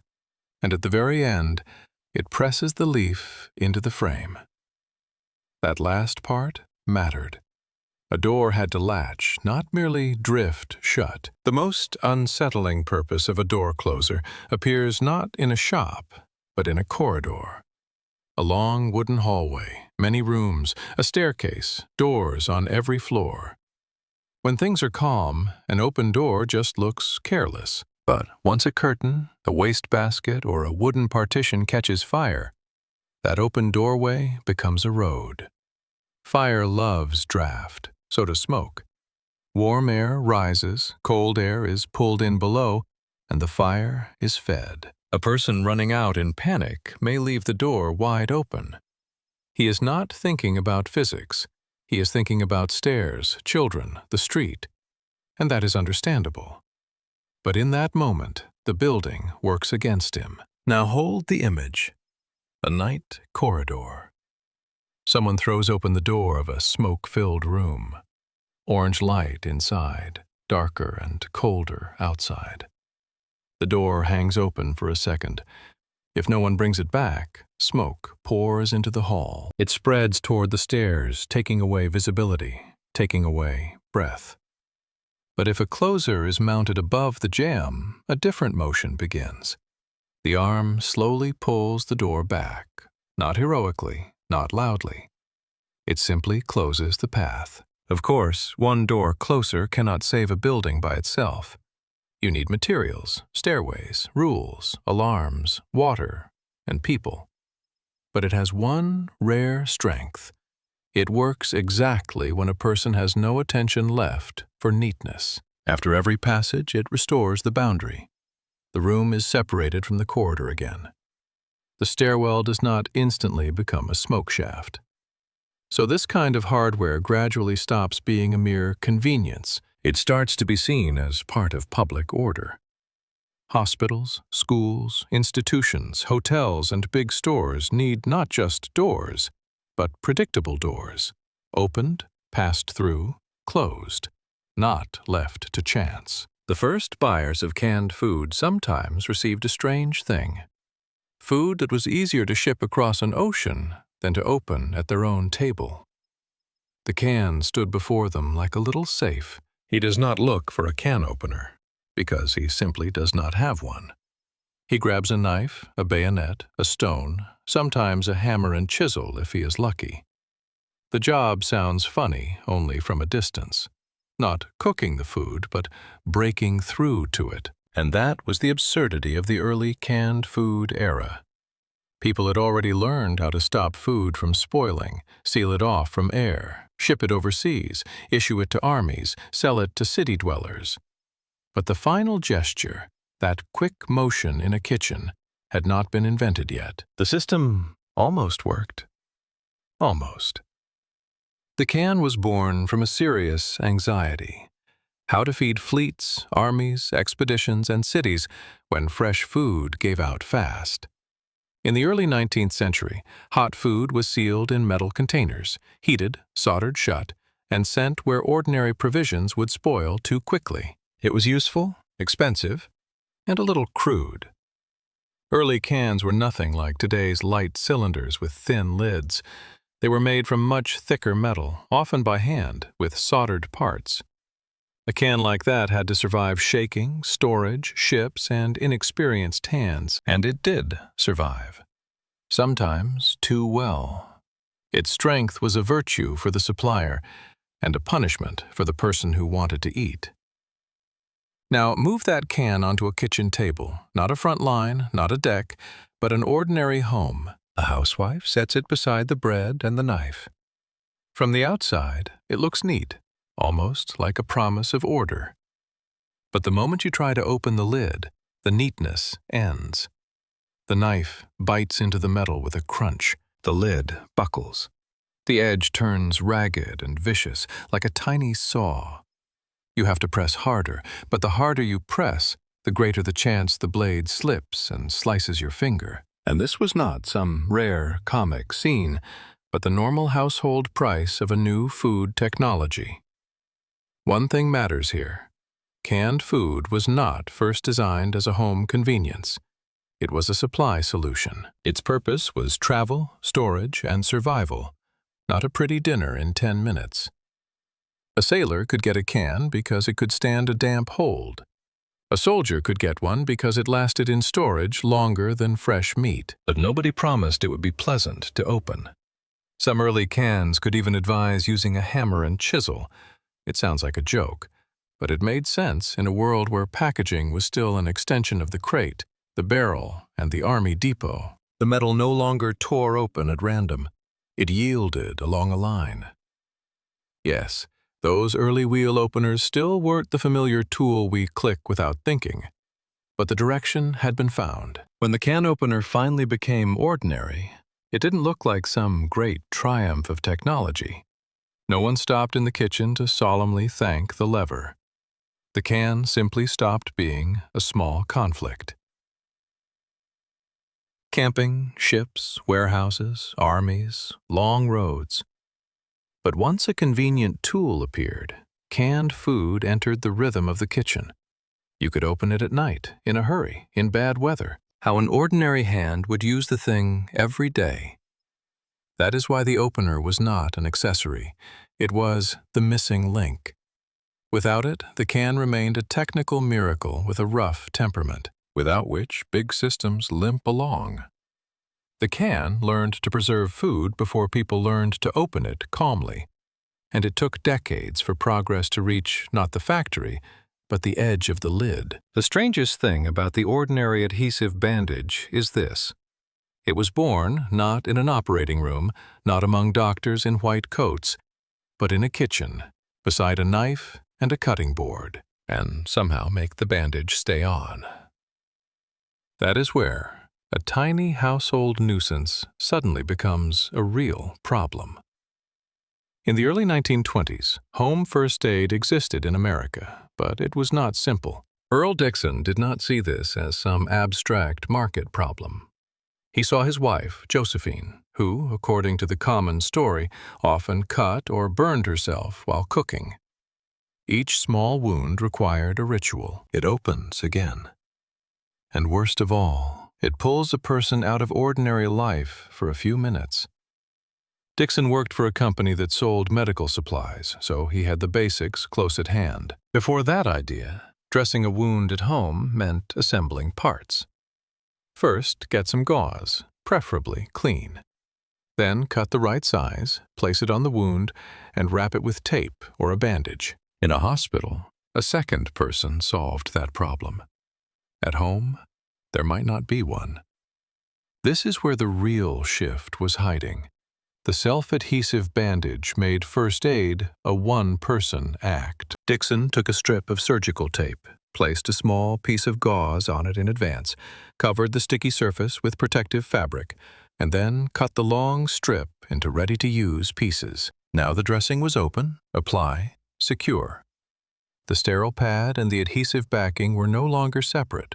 Together, they gave a person not raw materials, but a finished action. It is tempting to tell this as a flash of genius. A husband helps his wife, and the world immediately buys bandages.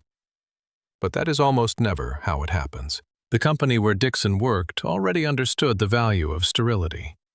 Since the late 19th century, medical firms had sold sterile dressings, less dirt in the wound, less infection risk, less questionable home improvising. But at first, a ready-made adhesive strip did not necessarily look like a major invention.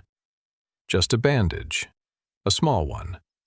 Who would need that on a national scale? Then it turned out almost everyone did. Small wounds do not wait for a special moment. They happen while people cook, repair things, shave, sew, handle paper, open cans, run through the yard. Big medical inventions often save lives in rare, critical moments. This object was different. It entered thousands of dull, repeated situations, and that is why it became truly mass market. Most interestingly, the bandage changed not just treatment, but behavior. When covering a wound is easy, people do it sooner, instead of walking around with an open cut or a dirty handkerchief. Convenience became part of safety here, not replacing medicine, but acting as its very first step.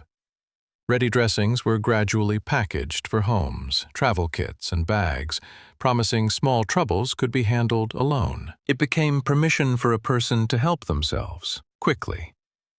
Today, we barely notice the gesture. Open the box, peel back the paper, press the soft pad to skin. Seconds later, life goes on. On a wet road, paint can disappear before a driver even has time to panic. One moment, there is a white line ahead. Minutes later, rain smears the headlights into a dark, shining ribbon. Not a signal, not an electric lamp. Just a small object that catches someone else's light and seems to send it back to the driver. A faint glimmer, almost nothing, can keep a car in its lane. The legend is so good, you want to leave it alone. But the real point is different. Even if a glance did spark the idea, the invention worked because it solved a rainy night technical problem. Not every stretch had that luxury. Outside town, drivers moved almost by feel, by memory, by the shoulder and the road's dark outline.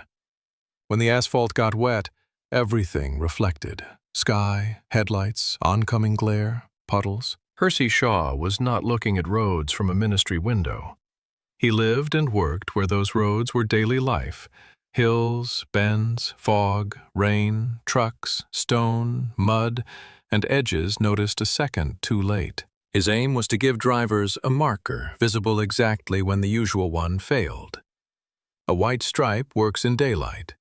At night, in rain, you need something that uses what the driver already has. Headlights. The beam enters a small lens, reflects inside, and returns almost to where it came from. Not mathematically perfect, but close enough for the human eye behind the wheel. The road seems to answer back. Each stud was not a searchlight, but a directional mark. Put enough together, and those marks became a route. But a glass lens in the road sounds absurd. Trucks, mud, frost, wheels, endless punishment. The clever move was not to raise the reflector higher. It was to hide it low enough that wheels would not destroy it every day, while keeping it visible to headlights. Then came the self-cleaning problem, so the whole trick was lost. That's why the design worked almost like a tiny self-cleaning mechanism. The rubber compressed, the glass shifted in its housing, and the dirt was partly wiped away. Not magic, just rough road logic. The thing that made it dirty also helped clean it. Now picture a driver at night, finding the road's center as the headlights catch one pair of dots, then another. The wet asphalt still shines. The fog hangs low, and oncoming headlights still sting. But out of that mess comes order.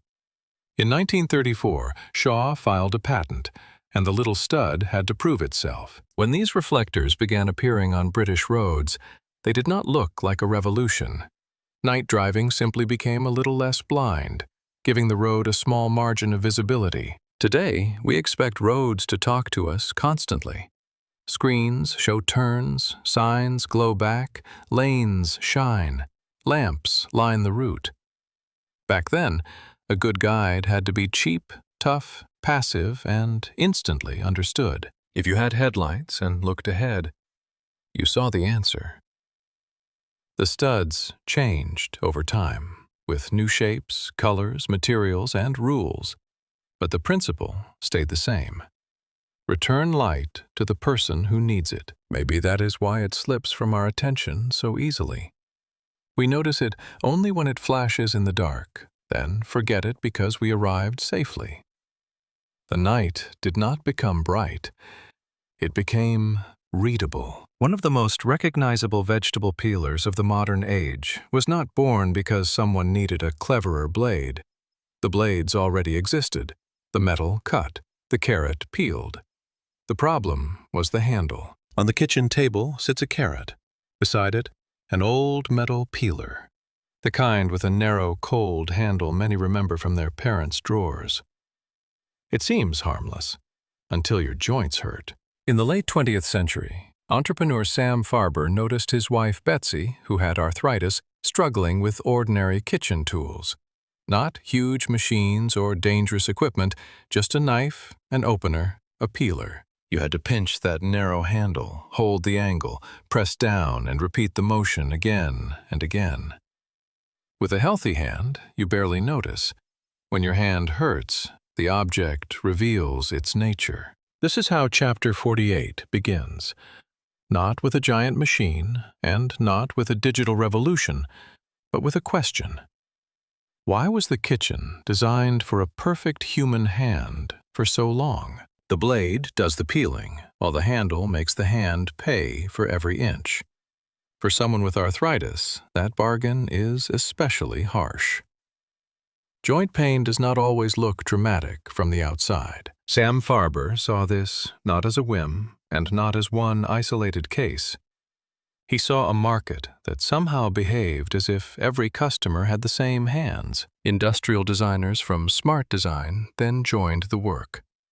The goal was not to create something funnier or more eye-catching. It was to make a handle your fingers did not have to conquer. The most interesting turn was not that the tool helped people with painful hands. That part was expected. The real turn was this. People with healthy hands liked it too. That is the core of universal design. You create an object with the people who struggle most in mind. People with pain, weak grip, age-related changes, or limited mobility. For a long time, household objects were designed for the average user.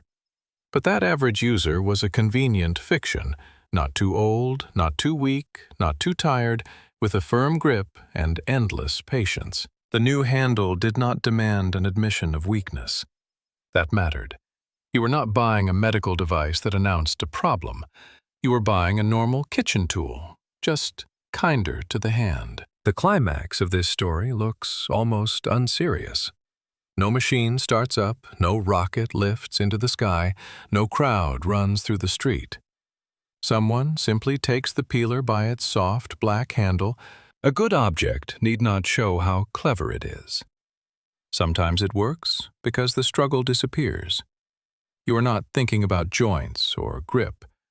You are just peeling a carrot. People often do not call it accessibility. They say, simply, comfortable. Behind that small word are angles, materials, weight, friction, handle width, and a wet palm. One woman's painful hands helped remake an ordinary tool. Not for a new shape, but because the old one demanded strength, even when you were only cooking dinner. One famous medical object began not in an operating room, but in a kitchen. A young woman hurries, nicks her finger, burns herself, and finds bandaging it alone surprisingly hard. On the shelf are adhesive tape, gauze, and scissors. The wound is small, but both hands are busy. If it is on your working hand, the task becomes almost comic. Small wounds were no mystery. They were washed, covered, wrapped, and taped. That worked in hospitals or at home with help. But kitchen accidents rarely wait for another pair of hands. This is the story of a husband who saw the problem up close. Earl Dixon worked at Johnson & Johnson. His wife Josephine often cut and burned herself doing housework. The problem was not missing gauze or unknown tape. It was assembly. First aid was a set of actions, not a ready object.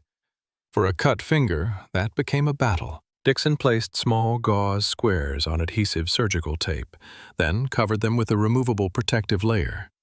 It became a prepared strip, quick to cut and apply to a wound. Now some work was done calmly in advance. The medicine cabinet offered a ready solution. Imagine Earl at the table, adjusting sticky tape, gauze, scissors, spacing, and grip. There had to be enough to cover the cut and wrap around the finger. Too much adhesive felt awful. Too little would not hold. Too much gauze got in the way. Too little soaked through. When the idea reached the company, it did not look like the future staple of every medicine cabinet. Early adhesive bandages were more like long strips, cut to whatever size you needed. Home first aid had long felt like a small procedure. Get the bandage, get the bottle, ask someone to hold something. A ready-made adhesive bandage suggested a different behavior. For a wound, that was bad. But once the gauze was covered, protected, and individually wrapped, it created a feeling of cleanliness and readiness. You were no longer making a bandage on the fly. It brought the medicine cabinet closer to the kitchen drawer. Cut yourself? Do not make a drama of it, but do not ignore it either. Cover it. The climax of this story is quiet. Over time, the ready-made adhesive bandage became shorter, easier, and neater. It was made so people no longer had to measure out a long strip themselves. It sold the ability to manage without witnesses, without asking someone to hold the bandage, without going to a neighbor over a cut too small for help but too visible to leave open. For everyday scratches, it gave people a simple routine. Rinse, cover, protect, and keep going. That is exactly how a medical object turns into an everyday habit. Dixon saw not a new disease, but an awkward moment between injury and normal life. So this chapter is not really about a company inventing a successful product. The first coffee filter did not come out of some gleaming factory machine. It began with an almost childish little experiment on a kitchen table. It sounds too simple, almost suspiciously simple. But inside that little test is an irritation familiar to anyone who has ever tasted coffee grounds between their teeth. Dresden, 1908. Morning has not yet become a fast ritual of buttons and capsules. At home, coffee is boiled, strained, poured off, left to settle, and still a dark sludge remains in the cup. On the table are copper pots, porcelain, spoons, a damp cloth, and someone tired of pretending this is normal. Here, Chapter 50 begins. Not with a grand discovery on stage, but with a kitchen experiment, where blotting paper suddenly becomes a tool for keeping bitterness and grit out of the cup. To see why that paper mattered, look at the old ways. Ground coffee was boiled or steeped, then people hoped the grounds sank. Tilt the pot too sharply and sediment returned. The last sip was often less a drink than a punishment. Metal strainers looked neater, but they had their own weakness. The holes could not be too small, or the water would barely pass through. Make them larger, and the fine coffee dust slipped through with the brew. It was a compromise where cleanliness lost, and the housewife's patience won. Metal also heated up, darkened, had to be scrubbed, and carried traces of earlier brews. Cloth seemed softer, smarter. It could catch more of the fine particles. But cloth lived with the kitchen. Against that background, paper seemed almost bold. It let the drink through once, held back the grounds, then went into the trash. No old cloth, no dark-edged metal mesh. It let the drink pass once, held back the grounds, and went into the trash. No old cloth, no metal mesh with darkened edges. Just pores that let water through while the fine, solid dust stayed on top. The real trick was not that paper could trap dirt. People knew that before Melita. Too loose and it would let grounds through or fall apart.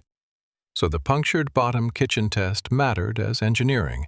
Support for the paper, holes for water, shape for the coffee. Below it, set a clean cup. In June 1908, Melita Bentz applied to protect her solution. Later it became a family business. But then, the real change was a habit. The coffee pot didn't get dirty, and neither did the cloth. The paper filter did. It was a quiet revolution. Small, cheap-looking, almost silent, yet it changed the logic of the kitchen. What's most interesting is that the paper filter didn't make coffee more complicated. It made it less suspect. Was the bitterness from the beans, the roast, the water, the metal, the cloth, or yesterday's residue? At the start of the 20th century, people already talked about hygiene, clean dishes, and kitchen order. But many household fixes still meant boiling, wiping, and putting up with it. Those first filters were not yet the familiar bags and cones we know today. The shape would change, the paper would improve, and production would grow neater. But the principle was already clear. No one carried blotting paper into the town square. No one declared victory over coffee grounds. One day, there were simply fewer dirty marks on the table and less dark grit at the bottom of the cup. Clear plastic wrap might cling beautifully to a bowl, but first, people had to defeat not the bowl, but the roll itself. It jumped from the box, unspooled too fast, wrinkled, and tore wherever it pleased. Picture a mid-century American kitchen. A chrome table, a rounded refrigerator, leftovers on a plate, and a deep bowl of salad.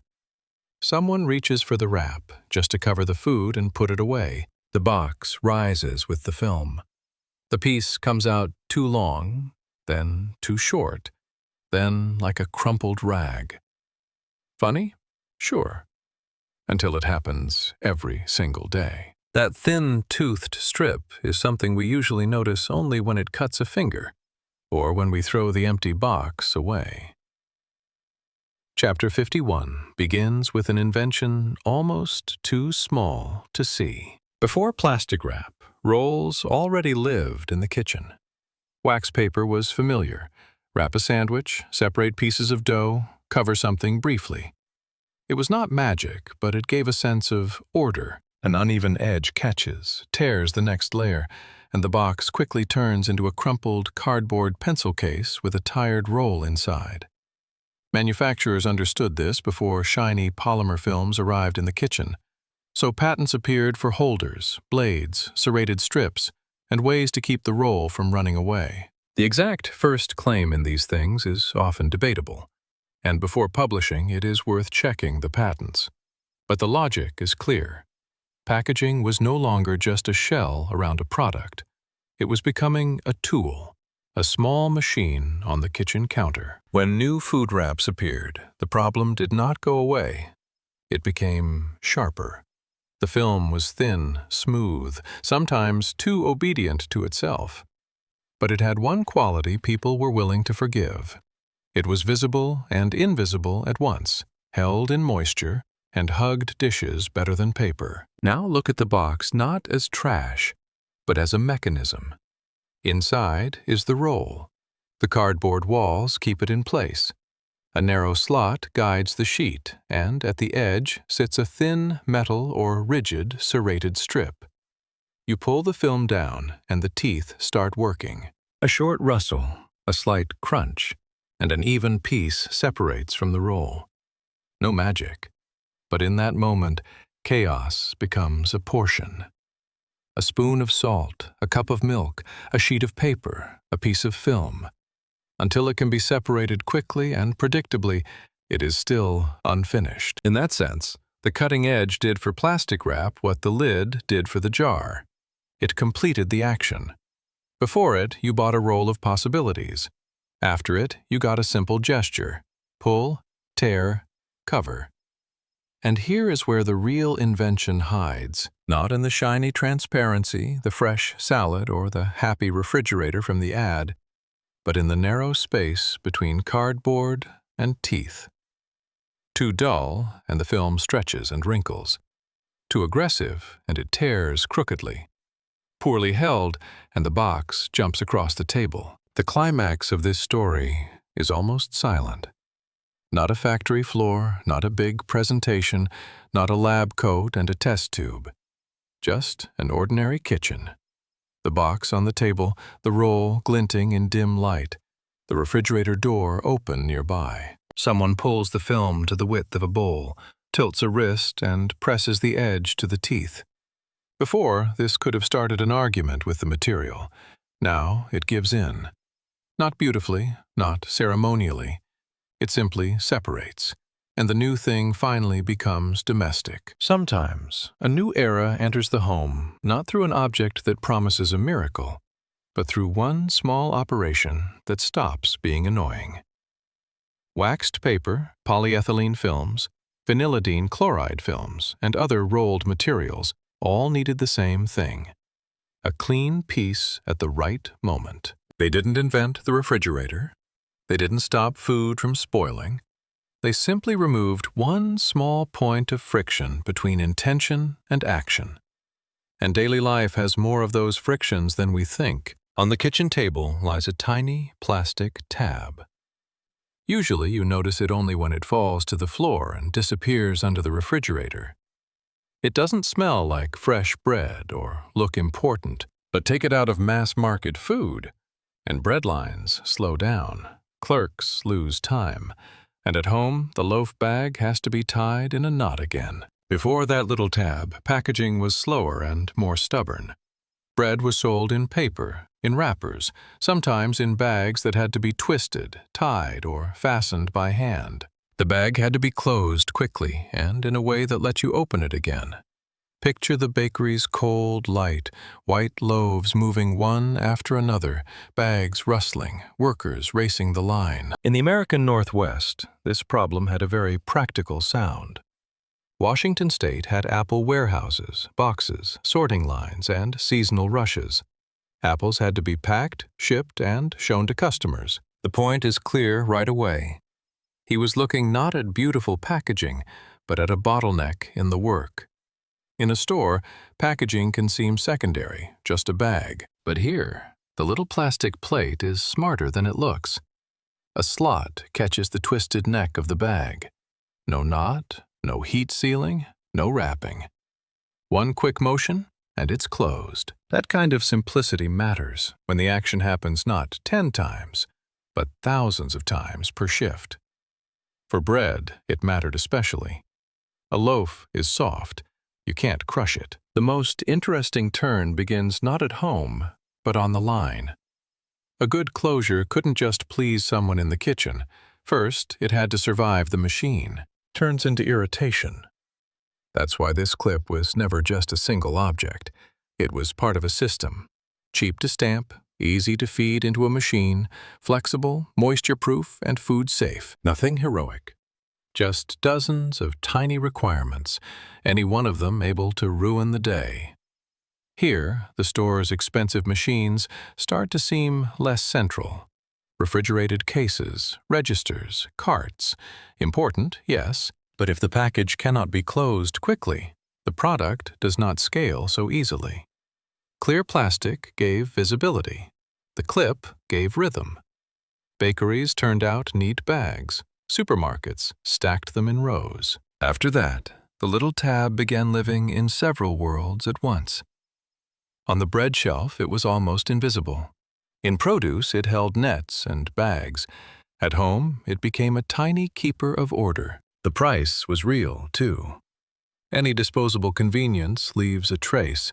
The tiny clip gets lost, tossed out, mixed with other packaging. But mid-century retail was asking different questions. How do you feed growing suburbs faster? And the little plastic lock answered almost perfectly. Cheap, fast, repeatable. The key is this: in packaging, material isn't everything. Plastic alone changes little if every bag still has to be painfully tied. What wins is the whole chain: film, fastener, line, label, shelf, and the shopper's hand. The bread clip became that link, doing the work once done by knots, paper, and patience. At night, a driver may not notice the object itself. It is small, dirty, almost flush with the road. But he notices its work. Headlights catch black asphalt. Fog swallows the shoulder. Then the road answers with 2 pale dots close to the ground. Then 2 more, and 2 more, as if someone had laid a chain of eyes ahead of the car. Now hold that picture. Northern England, a wet Yorkshire road, an old car moving not fast, yet still too fast for that darkness. White lines may be gone or nearly swallowed by water and mud. In this, Chapter 53 of our series on small things, this is not about a pretty road accessory. It is about the moment the highway began talking to headlights. Quietly, with no electricity, no wires, just glass, metal, rubber, and one human problem. Before bright road markings, driving at night was much rougher than we imagine. Today we get annoyed when a line fades at an intersection. Back then, on a country road, a driver might have no clear line for the eye to follow in the dark. Percy Shaw lived and worked around Halifax, among hills, stone walls, damp weather, and roads that did not forgive distraction. He was no armchair dreamer inventing from a blank page. His world was practical.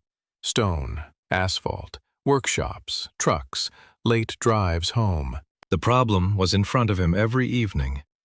He needed a point a car would see exactly when it was needed most. Not a lamp with power, maintenance, and protection. Not a tall roadside post, easily hit, buried in muck, or lost in fog. It sounds almost absurd.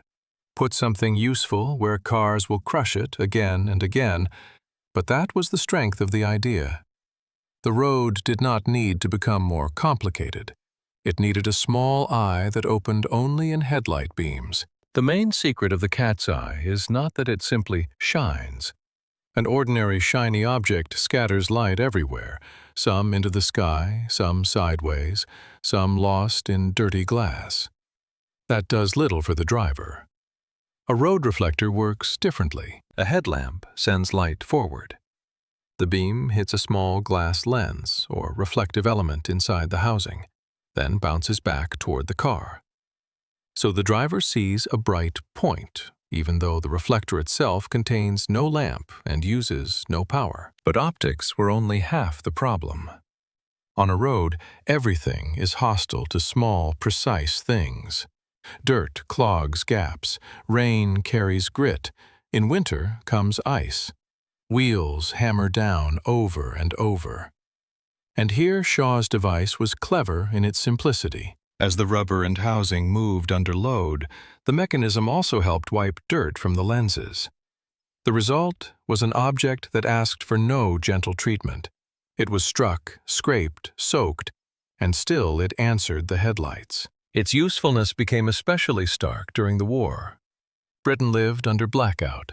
Cities covered windows, and streetlights were switched off or heavily restricted so they would not guide enemy aircraft. For pedestrians, that was already a trial. For drivers on country roads, a trap, the way a lamp would. But for a driver whose headlights hit it directly, it flashed as a clear point, low, steady, along the road line. You didn't need to read a sign. Just follow the answers ahead. One dot, then the next, then a third a little to the right, so the road is bending. The wheel turns before fear becomes a mistake. After the war, roads changed, but the cat's eye did not disappear. It did not replace signs, rules, or magically make night safe. It gave drivers one clear signal when there were no signals left. Sometimes, an infrastructure revolution is not a bridge or tunnel, but a tiny eye under the wheel. It only looked funny from the outside. A farmer brings eggs to a hotel, opens a wooden crate, and at the bottom there is no merchandise, just a sticky yellow puddle and cracked shells. Then comes the most unpleasant question in trade. Who pays for it?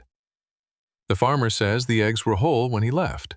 The hotel owner sees ruined breakfast and does not want to pay for yolk on the boards. The road says nothing. In British Columbia, around Smithers, disputes like this were not unbelievable. Country hotels bought from local suppliers, loads bounced over rough roads in wagons and early trucks, and eggs behaved honestly. Hit one against its neighbor and it cracks. Do it long enough and more than one will. The crate may look solid, but inside the eggs roll, jump, press together, and the strongest board cannot save them from each other. This is where the future revolution was hiding. Not in a miracle material or iron armor, but in the shape of empty space between fragile things. Joseph Coyle, a local publisher with a practical streak, supposedly witnessed just such an argument. The details drift a little in the retellings, but the core holds. Around 1911, he began thinking about how to separate eggs into their own places so they would stop fighting each other on the road. It sounds almost too simple. Until you remove the familiar store carton, you have paper, cardboard, hand labor, local deliveries, and a product you cannot just tie down tighter. An egg is not a sack of flour. That was the simple engineering trick. The cell did not make the egg stronger. It changed the path of the impact. The jolt went into the cardboard, the fold, the rib, not straight into the egg beside it. And it removed the chaos. The most interesting part of the story is not the man folding cardboard like an accordion. It is that packaging suddenly stopped being a shell and became a system of behavior. The old thinking was, put the eggs in a box, get them there, and sort it out later. The new logic said, first, break the risk into small sections, and the whole load will behave more calmly. Picture an early carton like that. Gray cardboard, rows of white eggs, each one in its own hollow. Nothing fancy. But now, the hotel could have a different conversation with the supplier. Not just how many eggs arrived, but how many nests were filled. Not just that the box was shaken somewhere, but which cell was damaged.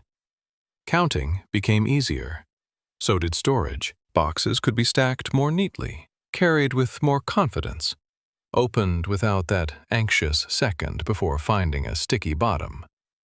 And this is often underestimated.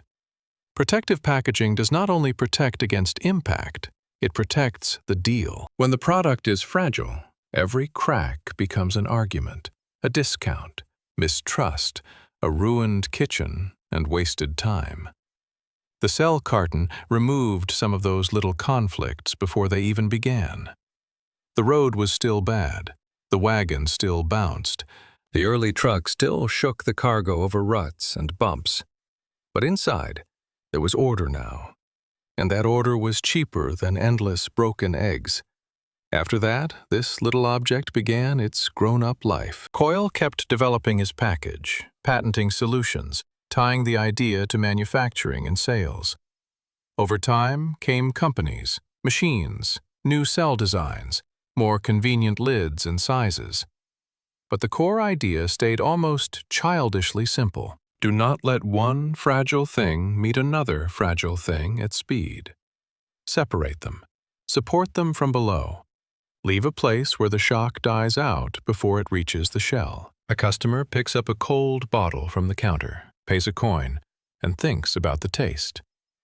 But in the late 19th century, the first unpleasant surprise might be waiting not in the recipe, but right under the stopper. The cork could give the drink a foreign smell, raw wood, mildew, a warehouse, everything the customer never asked for. And there was almost no way to check beforehand. That is why a beautiful bottle did not solve the main problem. It could be straight, heavy, with elegant shoulders and good glass, but if the neck was sealed poorly, all that beauty became risky packaging. Carbonated water and lemonade were already popular with city dwellers. Pharmacists, shopkeepers, and drink makers wanted to sell them farther, carry them through the streets, stack them in crates, keep them on shelves. But gas is impatient. It pushes from inside, finds a gap, lifts the cap, forces out a weak cork. Before this little cap, people tried to tame the bottle in different ways. Natural cork was familiar but temperamental. It swelled, crumbled, smelled, and depended on the quality of the material and how it was inserted. Mechanical fasteners looked more reliable, but they added parts that had to be washed, returned, repaired, and counted. For a small producer, every extra piece meant money. For the customer, it raised a question: who handled this before me? This is where William Painter enters the story. He worked in Baltimore, thinking not about the romance of the bottle, but about the dullest part of the drink trade, the neck. In 1892, his solution was patented, but the logic mattered more than the date. Do not make a complicated stopper. Do not build an expensive lock. Take a thin metal cap, bend its edge into waves, and press it onto the bottle's lip so the metal grips the glass all the way around. The real trick was hidden inside. There was a thin liner. Early versions are associated with a cork insert. Later, the materials changed, but the idea stayed the same. Glass is never perfect. The neck has tiny irregularities the eye cannot see. Press bare metal against them, and the gas will find a way out. But a soft liner pushes into those microscopic flaws and blocks the path. On the outside, the teeth hold the cap in place. On the inside, the liner holds the pressure. A very simple agreement between metal, glass, and carbon dioxide. The lever drops. Teeth press the glass. The liner flattens and fills the gaps. For once, the buyer need not wonder what happened on the road. The drink became predictable. After that, bottles behaved differently in other hands. They could go in crates, shake on carts, cross warehouses, and reach seller and buyer. Risk remained, but the weak point was stronger and visible. The cap became a small seal of everyday trust. If the crimped edge was whole, the bottle was unopened. From this detail grew mass packaging for drinks, beer, mineral water, and lemonade. At the counter, that mattered most. No one had to judge corks, smells, and leaks. A sharp hiss said the gas had waited. 21 teeth, thin metal, a soft liner. This simple design solved 3 old problems. It held carbon dioxide in, kept dirt out, and gave buyers a trusted sign. Sometimes life changes when an old drink finally arrives as intended. One of the hospital's most important details is almost invisible. On a syringe, it is the small plastic end where the needle attaches.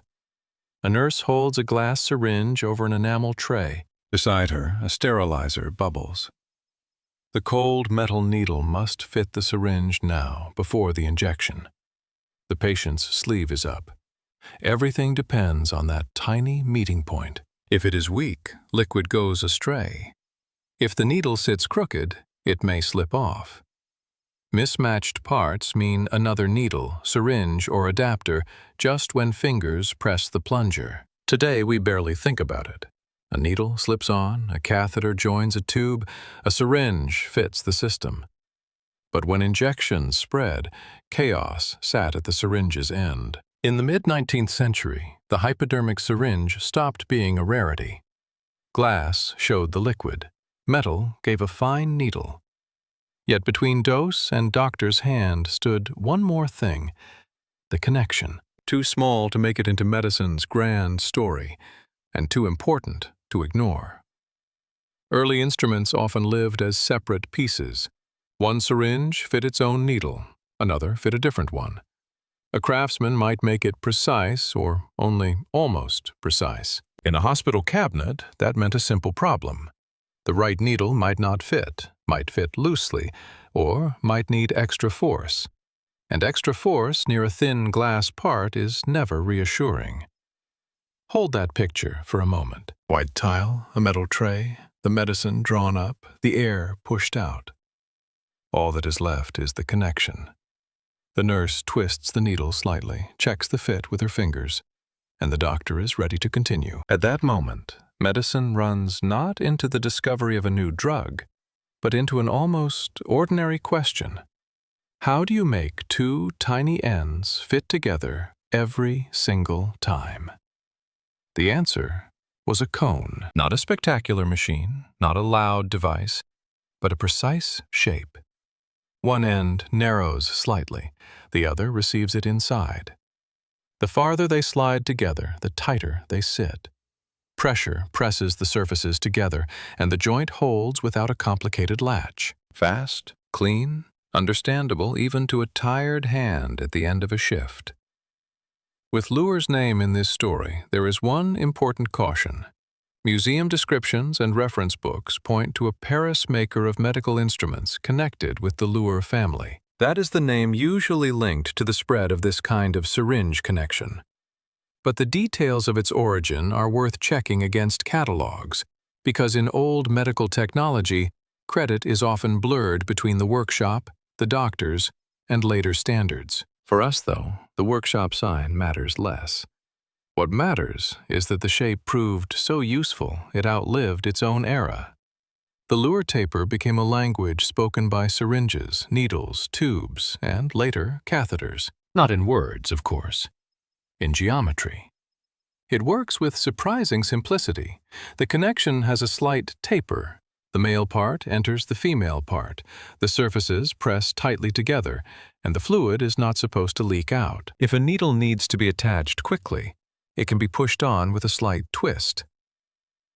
Later locking versions added a threaded or locking logic, so the part would not just hold by friction, but also stay on under load. Medicine depends not only on the drug, the diagnosis, or the specialist's hand.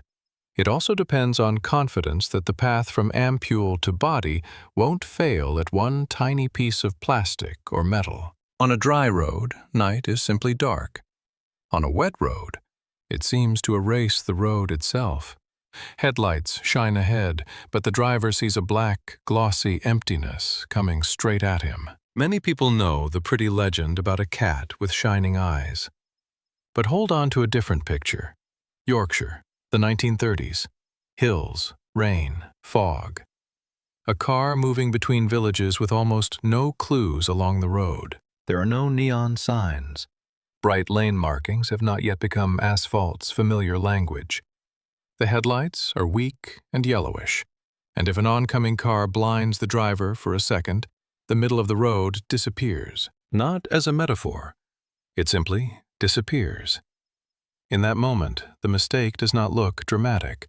The person just realizes a little too late where the edge is, where the oncoming lane is, where the turn begins. And that little too late can cost far too much on a night road.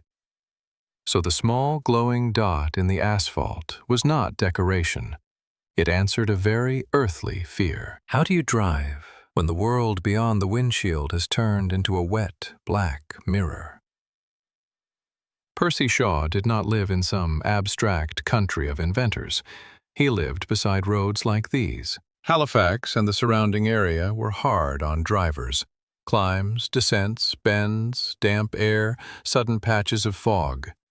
By day, it was just scenery. By night, it became a set of traps. Shaw worked with roads and transport, and he saw how quickly a familiar track could turn into guesswork. It is important not to turn him into a magician who woke up one day with the finished answer. Rather, the same scene kept repeating in front of him. A car moving through darkness, a driver searching for a reference point, and the road saying nothing. In the popular version, the idea came from headlights reflecting in a cat's eyes, not into the sky, but into the eyes of the person behind the wheel. It's called retroreflection, though you can forget the term and picture the action. Shine on tiny glass lenses, and they answer with your own light. That's why the dot looks bright from the car, even though it emits nothing. But a road can't just be smart. It has to be tough. Heavy wheels roll over it, mud flies, water settles, and in winter, ice grit appears. The early cat's eye design was built around that fact. Glass reflectors tucked into rubber, all set inside a metal. Housing sunk into the road surface. When a wheel passed over it, the rubber pressed down slightly. Dirt was wiped away, water was squeezed out, and the reflector opened back up to the headlights. Not perfectly, not magically, but enough for a tiny dot to survive a real road. not just a beautiful drawing on a desk. Now, back in the car. The driver enters a bend, and ahead is not just darkness. A chain of small lights runs along the road, showing where the way is. More confident. And speed no longer feels like a blind bet. Here the Inventions scale becomes clear. It was not for comfort, but for seconds when people must not guess. Descriptions. But behind all those lines is the simple reason it succeeded. The cat's eye didn't ask the night road to become daylight. It simply gave the driver the boundary back. Before bright lane markings, powerful headlights, and modern driver assistance, that boundary was almost a luxury, especially where fog settled over the hills, faster than a person could adjust to the dark. A small reflector did not end crashes or make the road safe forever. It did something else. It gave the driver a sign at the very moment the road usually took every sign away. And sometimes, rescue looks exactly like that. A tiny, bright point in wet asphalt. On the table lies a piece of wire. Not gold or a rare part, just wire a man turns in his fingers because he needs money fast. The debt was said to be $15. New York in the mid-19th century had few handy little comforts. Clothes were fastened and held with whatever was nearby. An ordinary pin seemed harmless until worn in a vest, dress, or baby's diaper. Reminds you it has a needle. People accepted small risks like creaking floors, pricked fingers, scratched skin, a child pulling fabric until the point came out. Walter Hunt noticed such things like a craftsman. Walter Hunt noticed things like that not as a philosopher, but as a maker. He invented devices, worked with his hands, understood wire, levers, and springs. No gleaming laboratory around him, just a table, tools, daylight, and a debt that had to be paid. Before the safety pin, the problem did not look like a major problem. No one held meetings over pricked fingers. But in a house with a baby, a pin stops being minor very quickly. Diapers must hold, clothes must stay closed, and the sharp end must not wander near skin. An ordinary pin did the job crudely. It pierced 2 layers of cloth and stayed exposed. If the fabric pulled, if a person moved, if an edge caught on a table or sleeve, the pin could turn, and the point was out in the open. Now look at the wire in Hunt's hands. The smartest move was not making the pin thicker or prettier. He bent it so the shape itself did the work. One coil became a spring, pushing the shaft back into position, while a small hook formed a pocket for the point. The needle slipped into that hook and disappeared. It sounds almost too simple, but simple things often depend on parts working together. The wire gives spring, the point pierces cloth, and the hook covers the danger. The fastener holds temporarily but reliably. In 1849, Hunt received a patent for this fastener. The papers called it a dress pin, which fit the time exactly. It belonged in clothing, linens, repairs, diapers, and workshops, anywhere fabric had to be joined quickly, then separated just as quickly. From there, the story usually becomes a lesson about lost millions. Hunt supposedly sold the rights for $400 to pay a debt, and the profits went to others. That version is widely repeated, and it fits the spirit of his life. But if we look only at the money, we miss the deeper point. He sold more than an idea. He sold a way to remove an exposed needle from everyday motion, a mother fastening baby clothes, a worker pinning fabric, a man adjusting his vest on the move.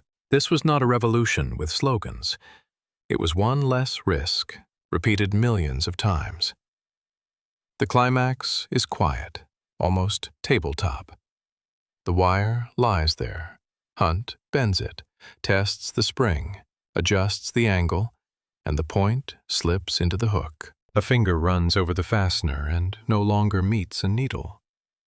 In that second, it stops being just a pin and becomes one you can trust with movement. $400 sounds cruel today, but with a creditor waiting, it was real money right then. That bent wire stores tension, so the pin doesn't hang loose. The clasp covers the sharp point. Between those two details is the whole benefit: holding fabric without hurting the person wearing it. That mattered most in childcare, where every small problem gets bigger. A child jerks around, cloth shifts, an adult hurries. A safety pin didn't make care perfect, but it removed one extra cause of pain. Hunt remained in history as a man with many ideas and uneven commercial luck. But the safety pin outlived him as a habit. Springy wire, sharp point, closed clasp, used endlessly after one $400 purchase. Sometimes an invention begins not with a grand idea, but with one unpleasant sip. The drink is cold and bubbly, but instead of a clean taste, there's a wet, grassy flavor. The straw has gone soft. That almost comic irritation begins the story of an object that would later live in cafes, drugstores, bars, and street stands. Not plastic.